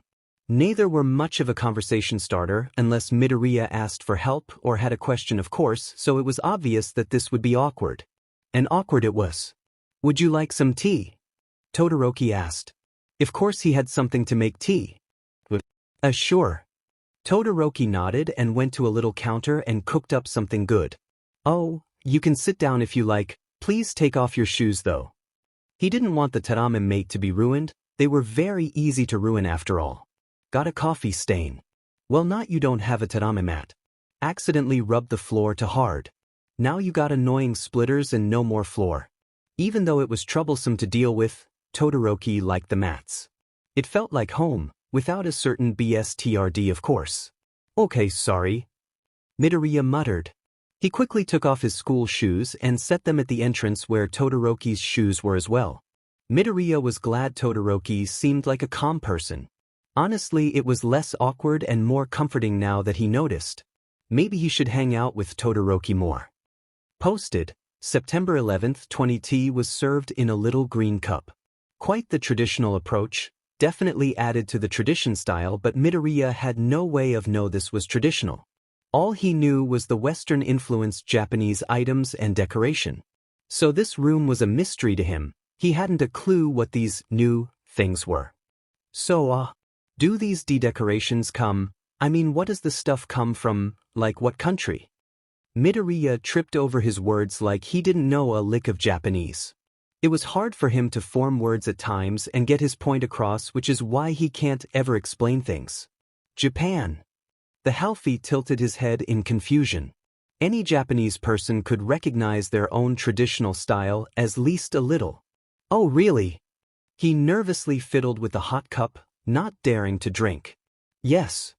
He replied curtly. He noticed the 𝐒𝐽𝐽 didn't touch his tea. Did he not like tea? If so, why had he agreed to it? Do you not like tea? He asked and pointed to the full cup. Yeah. I do. He quickly nodded. He simply continued to fiddle with it without drinking, like he was waiting for something. You know, you can drink it if you'd like. He pointed out. Oh, thanks. He smiled and took a sip. It's good. He complimented with a smile. Todoroki took notice to the odd behavior, and he would write. He noticed he didn't know a lot of everything, but that was just about all he knew about the guy. The warm tea seemed to calm the atmosphere. Midoriya definitely relaxed a little. The tea seemed to warm him right up. It was the exact opposite from the cold places he's been in, especially that basement. He shudders at the memory of the large cold basement. His body still hadn't quite recovered, he was still skin and bones and couldn't eat all that much. Todoroki looked back to the fidgety boy. He seemed to be uncomfortable and his curiosity didn't hesitate to take over. Are you uncomfortable? He asked slowly, making sure not to be too harsh. It seemed to work because Midoriya's normal response, flinching of course, wasn't the first response. Instead he quickly looked up and flashed his eyes down nervously as if he were testing an old bridge to see if it was going to collapse. And no. The tea is very good. He repeated himself. He jolted slightly when realizing he said the same thing literally a minute ago and rushed to fix it. It's warm. I really like the tea Todoroki. He mumbled the last part and went straight back to the fiddling habit with the cup. There's no need to be nervous, I won't do anything besides offer you another refill, would you like one? He calmly asked. No thank you. He shook his head while keeping his eyes on the ground. He didn't know why, but Todoroki himself made him feel nervous. His eyes were intimidating, it sort of reminded him of the villains. All the villains had their own little trauma, maybe that was why Midoriya was reminded. Are you scared of me? Todoroki asked slowly once more in hopes of not making Midoriya flinch, but he did. And no. He shifted uncomfortably and didn't care raise his head. If you feel uncomfortable you can go to your dorm, I won't force you to stay.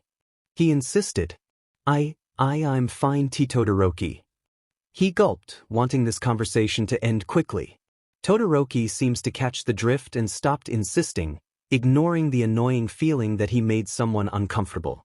After a moment of silence, Midoriya spoke. So what are you working on? Math.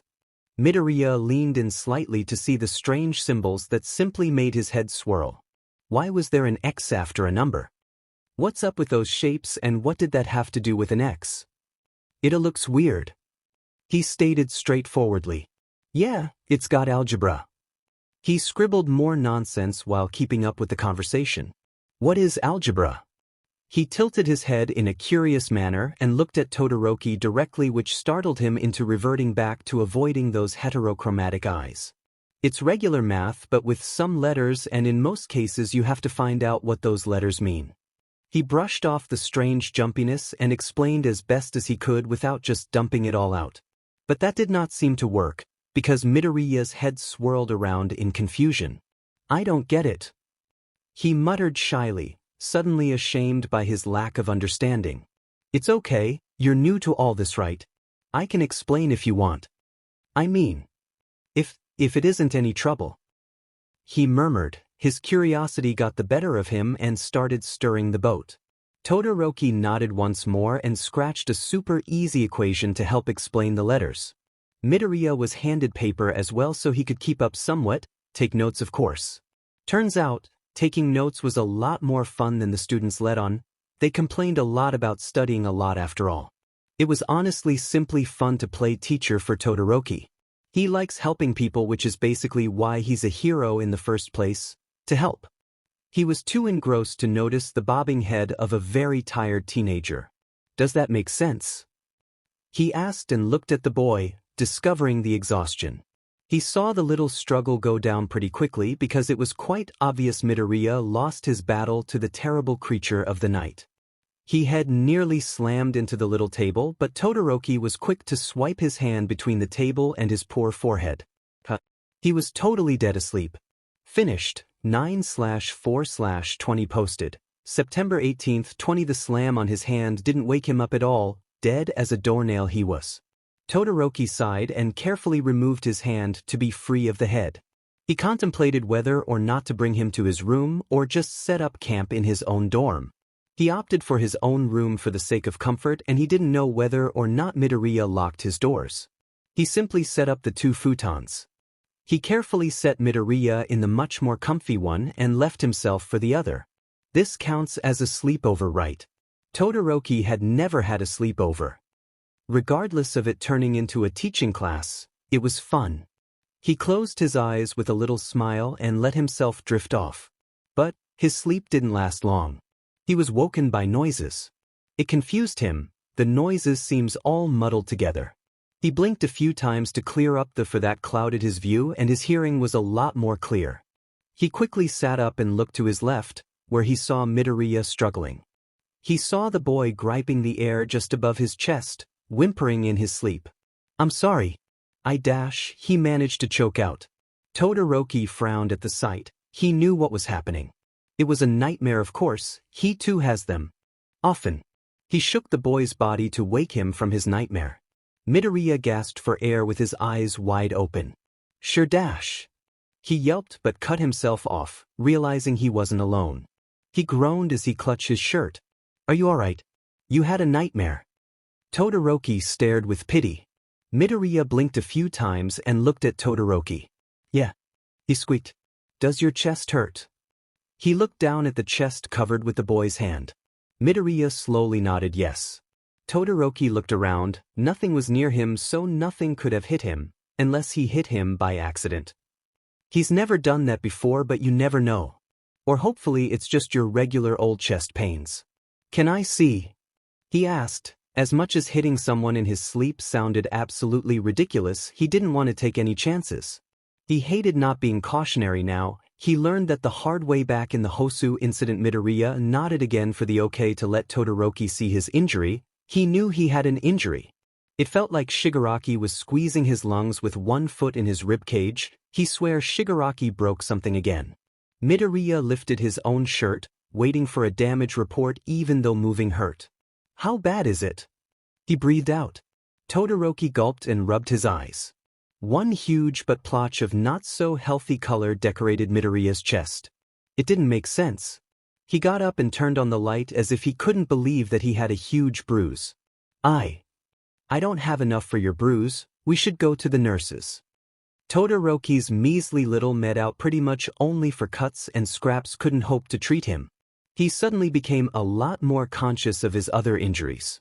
Todoroki did think it was really weird he had bandages on his throat of head, but he never thought much about and he had no idea. Why didn't he question it? Does this happen a lot? His question didn't make any sense, but it seemed to fit perfectly. Huh. Midoriya tilted his head. Was he catching on? I mean, well, did someone hurt you before? Your throat and head are injured already and... He felt pretty guilty. Why didn't he question it? I dunno. He gulped. Okay. Let's just get you to the nurses. As much as he wanted his answer, he had an injured person at hand. Midoriya sat himself up, again ignoring the chest pain. He liked the idea of going to the nurses. She always gave him some sort of candy whenever he visited. She was super nice too, a little strict with certain things like nagging All Might to take it easy and telling Aizawa to be more careful during his patrols even though he already is. Todoroki checked the time, 2 a.m. That really sucked. Will she even be there? She's got a life outside of being a nurse after all. She probably isn't even there, but he's sure he can raid her supplies to at least take care of his injury. He barely even cared that it was well over curfew. The worst he would get is a scolding. They both left the room and walked toward the elevator. Can we not take the elevator? He said awkwardly. Why not? I don't like it. It's scary. He avoided his gaze and tugged at Todoroki's shirt a little. I think it's best we take the elevator. You look like you're in pain. He said a lot more softly than he normally would. But... The green-eat whimpered.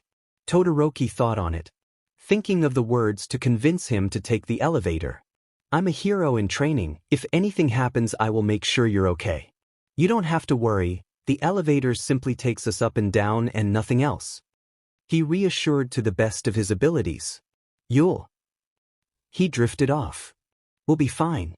I have a strong quirk that can protect us. He confirmed once more, making a little ice cube to show. Okay. He nodded. He seemed a lot nicer than Bakugo. Midoriya took a deep breath and entered the elevator with Todoroki. The Halfie pressed the button and the doors closed. He jumped as the little room moved down and scooted closer to Todoroki. I don't like this. He whimpered. Todoroki remembered people like hugs, so he opened his arms. Would you like a hug? He asked. Yes, very out of character, but he remembered how his mom would hug him when he was scared of something and soothe his worries with sweet whispers and promises. Midoriya hesitated. Of course, his mother hugged him when he came back and she liked to hug. Does that mean Todoroki does too? Midoriya nodded and wrapped his arms around Todoroki's waist, tucking his head on Todoroki's chest. It seemed to work like a charm because Midoriya completely forgot about the dangerous death trap people call an elevator. The elevator dinged and it finally opened to the last floor. They walked out of the building, of course, after Midoriya unlatched himself from comfort. They walked the path only to be interrupted by a robot, scolding them for being out so late. Todoroki quickly explained and the robot let them go, but obviously emailed their teacher. Let's just hope Aizawa isn't too annoyed. Finished. 9/4/20 posted. September 25th, 20. Midoriya ached to rub his chest to hopefully relieve some pain, but any time his fingers dared to touch, sparks of pain shot up and down his body. It was like he was hypersensitive for no reason. Well, technically he did have a reason. He sighed, ignoring the aching that came with it. It wasn't all that long before they reached the nurses, which was thankfully unlocked. Todoroki slid open the door only to find the lights on and an extremely tired man in a chair. His arms were folded in disapproval and his scowl could make any kid run away in fear. The scruffy, tired man was none other than Shota Aizawa himself. Mr. Aizawa, what are you doing up so late? Todoroki asked with the same neutral face he's always had, but he was still surprised the teacher was here. Aizawa sighed and rubbed the bridge of his nose right where it meets the forehead. I was emailed 2 students were breaking curfew and headed to the nurses. God, you kids are so troublesome. My patrol just ended too. I was really looking forward to some sleep. He ranted. Just got off patrol. Guess no wonder he sleeps in homeroom. Who is injured and why are you two together? He asked with a deep scowl, looking like he never wanted to ask this anyways. Midoriya slept in my dorm and he is injured but I don't know why. Todoroki quickly informed. I'm not even going to question why he slept there. He muttered to himself. Alright Midoriya, come here. He sighed realizing what he'd done but he was just so damn tired he didn't think much into it. Midoriya quickly walked to Aizawa without much thought into it. Can you show me where it hurts? He asked a lot better than last time. He frowned but lifted up his shirt to reveal the concerningly large bruise. How did this happen? I don't know. I was just sleeping. He lied. He hated that he lied so easily now. It felt dirty and wrong and especially to the very man who commands him but Shigaraki. He's listened to Shigaraki for 8 years. A little over half his life. How can anyone even dare expect for that to just disappear? He's pretty much all he's known. I know you're lying Midoriya. Aizawa sternly claimed. He was tired of brushing it off. There was something going on and he had to get to the bottom of it. I'm not. He yelped. He looked like a deer in headlights, terrified and not quite ready to run. His face seemed to run cold, draining itself of blood making him look even more guilty. Mido I swear I am not lying. He scrambled to convince the sharp teacher. He felt like he was getting cornered by some sort of threat but he didn't want to believe Aizawa was a threat. Then again he is the one who commands him now. He can't easily trust him. Calm down. His body instantly relaxed but he didn't feel relaxed, he still felt terrible. He felt as if his body should be shaking but he couldn't, it made him feel more uneasy. Look kid, are you doing this to yourself? The harsh tone grew softer but that didn't make him trust the teacher at all, if anything it made him more wary. He knew he probably was a terrible liar since he was caught, so he shut himself up. He looked away immediately, avoiding his intimidating eyes. Aizawa sighed, knowing that this kid probably won't budge. He was in pain while he slept. Maybe he did that while I was asleep. Todoroki made a difficult face. It would fit but it's odd to inflict pain on yourself that way. And they couldn't just ignore the other 2 injuries. Aizawa shook his head, that simply wasn't it. It was an easy explanation, not the truthful one. He snatched up some of the medical supplies and started to treat the painful-looking bruise. Midoriya, I know you don't trust me, I'm not asking you to either. I just need to know what has been causing these injuries so I can put a stop to it. You've already been through hell and back, you don't deserve any more. You deserve a. He offered an understanding look, even though Midoriya didn't dare look into his eyes. The boy gulped. It's so perfect. It sounded like his life could be surrounded by fairy tales and bright rainbows. But he better than that. Life isn't pretty and it never will be. He was lucky enough to even get this much joy. Sure he wanted to stay, he would love to learn more, make more friends, get better at writing with all might, and especially stay for more katsudon made from his mom but he couldn't and he understood that. You're right, I trust you. And there's nothing wrong, I don't even know what you've been talking about. That threw them off guard. He sounded so. His age. He didn't sound like some ignorant little kid, that's for sure. It didn't even sound like a lie. What the hell? I'm just really tired. Can I go to sleep now? He yawned and rubbed his eyes, patiently waiting for an okay. Yeah, just give me a second, I'm almost done. Aizawa awkwardly looked to the side and back. Oh, can I sleep in here then? He gave a small, hopeful little smile. The beds looked very comfy. Sure. He finally finished the treatment. Mr. Aizawa, can I stay here too? Todoroki asked. He opened his mouth to say, no. Go back to your dorm, but might as well have someone watching over Midoriya. He nodded, looking at Midoriya while he climbed into a bed with a smile. Aizawa sighed, walking out of the room and flicking off the lights and heading to his own dorm. He acquired something really troublesome, didn't he? Sorry for late post. Finished, 9/25/20 posted. October 10th, 20 Midoriya groggily got up from the comfy bed. He felt more safe than he had before since Shigaraki hadn't come back, but that didn't stop the sting of loneliness he had. He did like talking to Shigaraki after all. He noticed that he woke up earlier than his fellow companion, I suppose. No matter the labels, he definitely noticed something about him. Todoroki was peacefully sleeping, obviously. But that's just not all he noticed. The boy looked peaceful. He looked harmless like a child, and that intrigued the doll of a boy. Just as curious as a cat, he carefully walked toward the knot who had taken the bed right beside him. Wow, he looked even more harmless than ever. He hovered over him, watching his chest move up and down calmly. Something about him being over Todoroki made him feel comfortable, as if he had some control in small, insignificant way. His curiosity couldn't help but force him to kneel down for a closer look. And it looked like his curiosity was into something, because he looked even better than before, more harmless and so much less scary. He didn't even bother to stop his childish curiosity from making him reach over and pour at the boy's face. He didn't even flinch. He didn't squirm around either, which only fueled the thought that he could continue such an assault.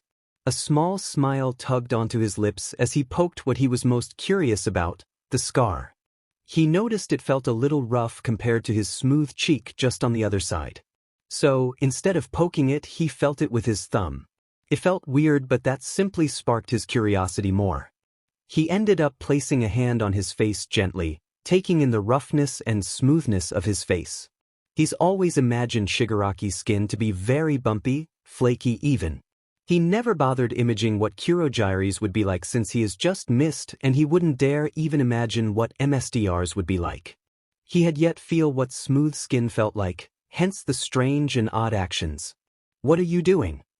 Midoriya jumped at the noise. His arms quickly shot up and away from his face as if he was ordered to put his hands in the air.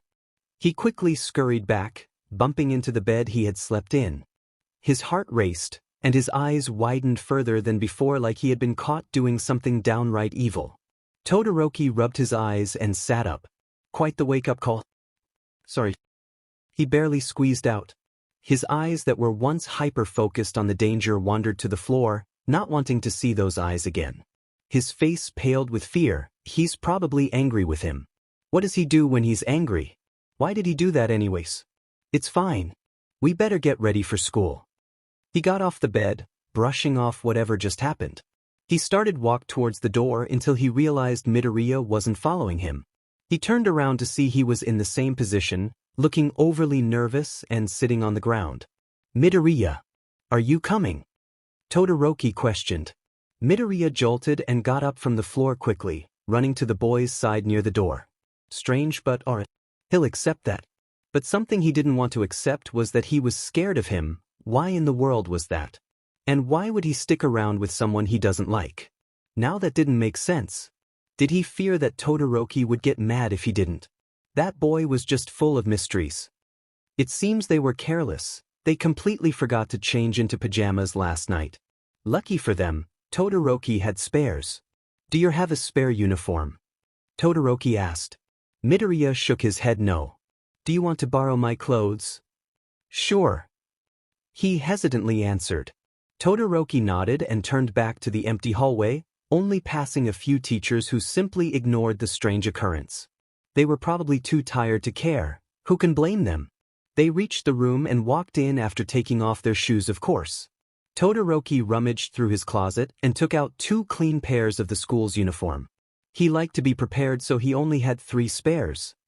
"These might be a little big on you." He handed the boy a large, neatly folded uniform. "Thank you." He took them cautiously and held it to his chest, which thankfully didn't hurt that much anymore. Author, sorry for short and frankly weird chapter. I don't know what to do with this series anymore, like I have an end goal and all, but how to push the story towards that end. Any ideas, my loves? Words, 9/12 finished, 10/30/20 published, 10/30/20. They reached the room and walked in after taking off their shoes, of course. Todoroki rummaged through his closet and took out 2 clean pairs of the school's uniform. He liked to be prepared, so he only had 3 spares. "These might be a little big on you." He handed the boy a large, neatly folded uniform. "Thank you."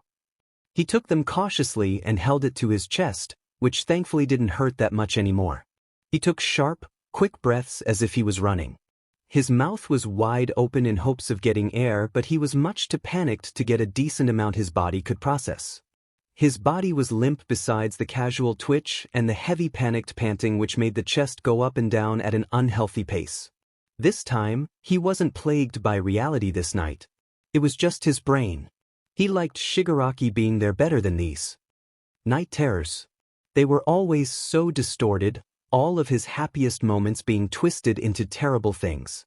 Shigaraki dying before his eyes because of his mistake. His mother being crumbled to ash. The school burning down while he could only listen to the screams and cries for help from his new friends. The alarm always came to the rescue. It always interrupted the worst of moments, and for that he was grateful. He woke up to the annoying tone, lightheaded as if he lost a significant amount of blood. Midoriya felt much too dizzy to get up from the floor. All he could do is listen to the alarm which begged to be shut off. He felt bad for his neighbors though. He always heard the faint alarm of their wake-up call, so that would mean they could hear the blaring alarm as well. As much as he pitied his neighbors, he didn't want to get up, not did he feel like he could. He just felt sad. It was like a gaping hole, making like a black void. It made his chest feel heavy as if something were sitting on it. He didn't feel like going to school. He moved to grab the blanket he never bothered grabbing last night and wrapped it around his body. Tears welled up in his eyes. He was fine yesterday. What happened? Momo and someone other classmates were concerned. Midoriya wasn't the type to be late. By this rate he would miss class, and class president couldn't stand a tardy student. Normally Momo was already at school, but the lack of that cheerful boy with an undying throat for knowledge made her want to stay back for a few minutes, just in case. The others who noticed his absence debated whether or not he was simply running late. Of course, Momo stepped in like a true class representative and volunteered to check on Midoriya. She thought to herself that the well-being of an almost classmate was much more important than her record. Although, it did hurt to imagine a tardy for homeroom. She made his way up through the elevator and calmly knocked onto Midoriya's door once he reached it. "Midoriya, are you up? We're going to be late for school," she quickly informed. She didn't get a response. "Please excuse me." Momo pushed down the door handle, ending in a loud click. She opened the door to not being able to see that much. The light was off and the curtains were pulled together, blocking much of the morning light. "Midoriya." She lifted her hand to the light establish and flicked it on. She nearly chuckled at a humorous groan because everyone knows all teenagers are allergic to light. Midoriya was no exception. She stepped forward into the empty room, only accompanied by a bed, desk, curtains, and a strange lump of a blanket on the floor. There was nothing to be seen on the bed, only the bottom sheets. "Midoriya?" she questioned as he realized the lump of a blanket must be the boy himself. "Midoriya, you'll get a cold if you sleep on the ground," she quickly scolded, marching toward the lump with confidence. Momo stopped mid-march when she heard a small, barely audible sniffle. She continued to walk forward and kneeled down at the blanket. "Are you okay?" she asked out of concern. "Author, what I'm doing with this book, guys. It's really starting to turn to a low-quality story. Yeah, I begun that way, but it started getting good and now it's right back to where it was. I don't have any real ideas or motivation for this story either. It's a blessing I got this far. If someone wants to take this book and do some real justice to it, please message me." Words, 8/13 published, 11/15/20 finished. November 14th, 20. Yeah, the story's done and all that jazz, but Luki loved it's If Deku when he was with the League. Hope Studios 123's fanart Red Heart. This getting me motivated? I might draw this. It's cold. Where did Dad go? I want to go home now. Cute little giggles filled the air, seeming to brighten the place even more. The giggles. We stopped abruptly as he realized it was giving him away, so he had slapped both of his gloves' hands onto his mouth. He kept quiet while sitting on the cold grassy ground, watching his breath fog into the air. "Oh, Izuku, I'm gonna find you," a sweet voice teased. He knew he shouldn't laugh, but he could help but let out a little snort. The footsteps crunching on the frosty tips of grass came closer and closer. He contemplated whether or not he should run, but this was hide and seek, not tag. So, he sunk a little deeper, pressing against the cold plastic. "Found you!" she yelled. Midoriya squealed and attempted to run, but she easily scooped him up, sending in a fit of laughter.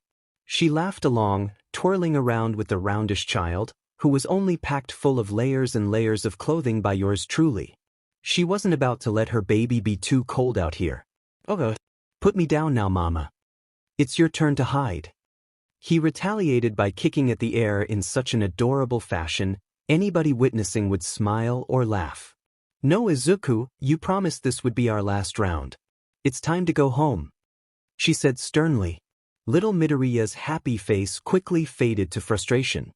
His cheeks puffed with air, pouting as he recalled the promise. But he started. His mom turned him around and placed him on the ground with an understanding look. She placed her hands on his shoulders before continuing. "Hey, there's always tomorrow. If it's not too cold, we'll go play, okay? We can even invite Katsuki, you like him, right?" She smiled, remembering whenever Midoriya would blab about his new friends, even coloring them sometimes and proudly pining them next to his All Might posters. She had only met Mrs. Bakugo once at a school parent conference and they hit it off pretty well. It definitely helped that their kids were friends. Midoriya's face frowned a little, remembering his new nickname, Deku. Obviously, at first he was excited to get a nickname from his friend, but then he was told the reason. It wasn't all that long ago too. "Yeah, Kaken's a little mean, but he's fun." She smiled, happy that he was agreeing with her instead of crying or pitching a fit. Some kids are mean when they're young. Sometimes you just have to say you don't like it that they're being mean. But if that doesn't stop them, go to the teacher, okay? She practically recited the same words her own mother said to her when she was being made fun of at a young age. "Okay, I'll tell him at school." He nodded, determined to stop his friend from continuing his mean charade. "All right, baby, let's go home now. Dad's coming tonight, remember?" Even though the sudden phone call worried her, she was excited to see her husband in person again. He seemed disappointed when she delivered the news that he was quirkless, but he was supportive. Maybe a month after, that sudden phone call popped. He only said, "I'm coming home, I got some vacation time. Just, let's go. Come on." His eyes shone with excitement, completely forgetting about their game. He grabbed his mom's hand and attempted to drag her away. She giggled and let Midoriya lead the way. As soon as they entered the apartment, a nice smell greeted them readily. She had left food in the crockpot so it could finish up cooking. Clearly it was very much done. "It smells so 𝐒𝐽𝐽," muttered little Midoriya. 𝐒𝐿𝐽 slipped off her own shoes and stripped the layers off herself before turning to help Midoriya, who had already proudly taken his own shoes off all by himself. She smiled as she helped him take off his excessive layers of clothing, leaving him with a comfy long-sleeved shirt and cute little jeans. The shirt was blue on the sleeves while the torso was yellow with a big printing that said, "I am here." He refused to go out without this shirt, even though she said no one would see it because of how many jackets he'd have. But he didn't care much, he just wanted to wear it. They traveled over to the yummy-smelling kitchen, Midoriya quickly climbing up the chair with a little booster seat. Glass dishes clanked together as 𝐒𝐭 reached up the cannot to grab 2 bowls.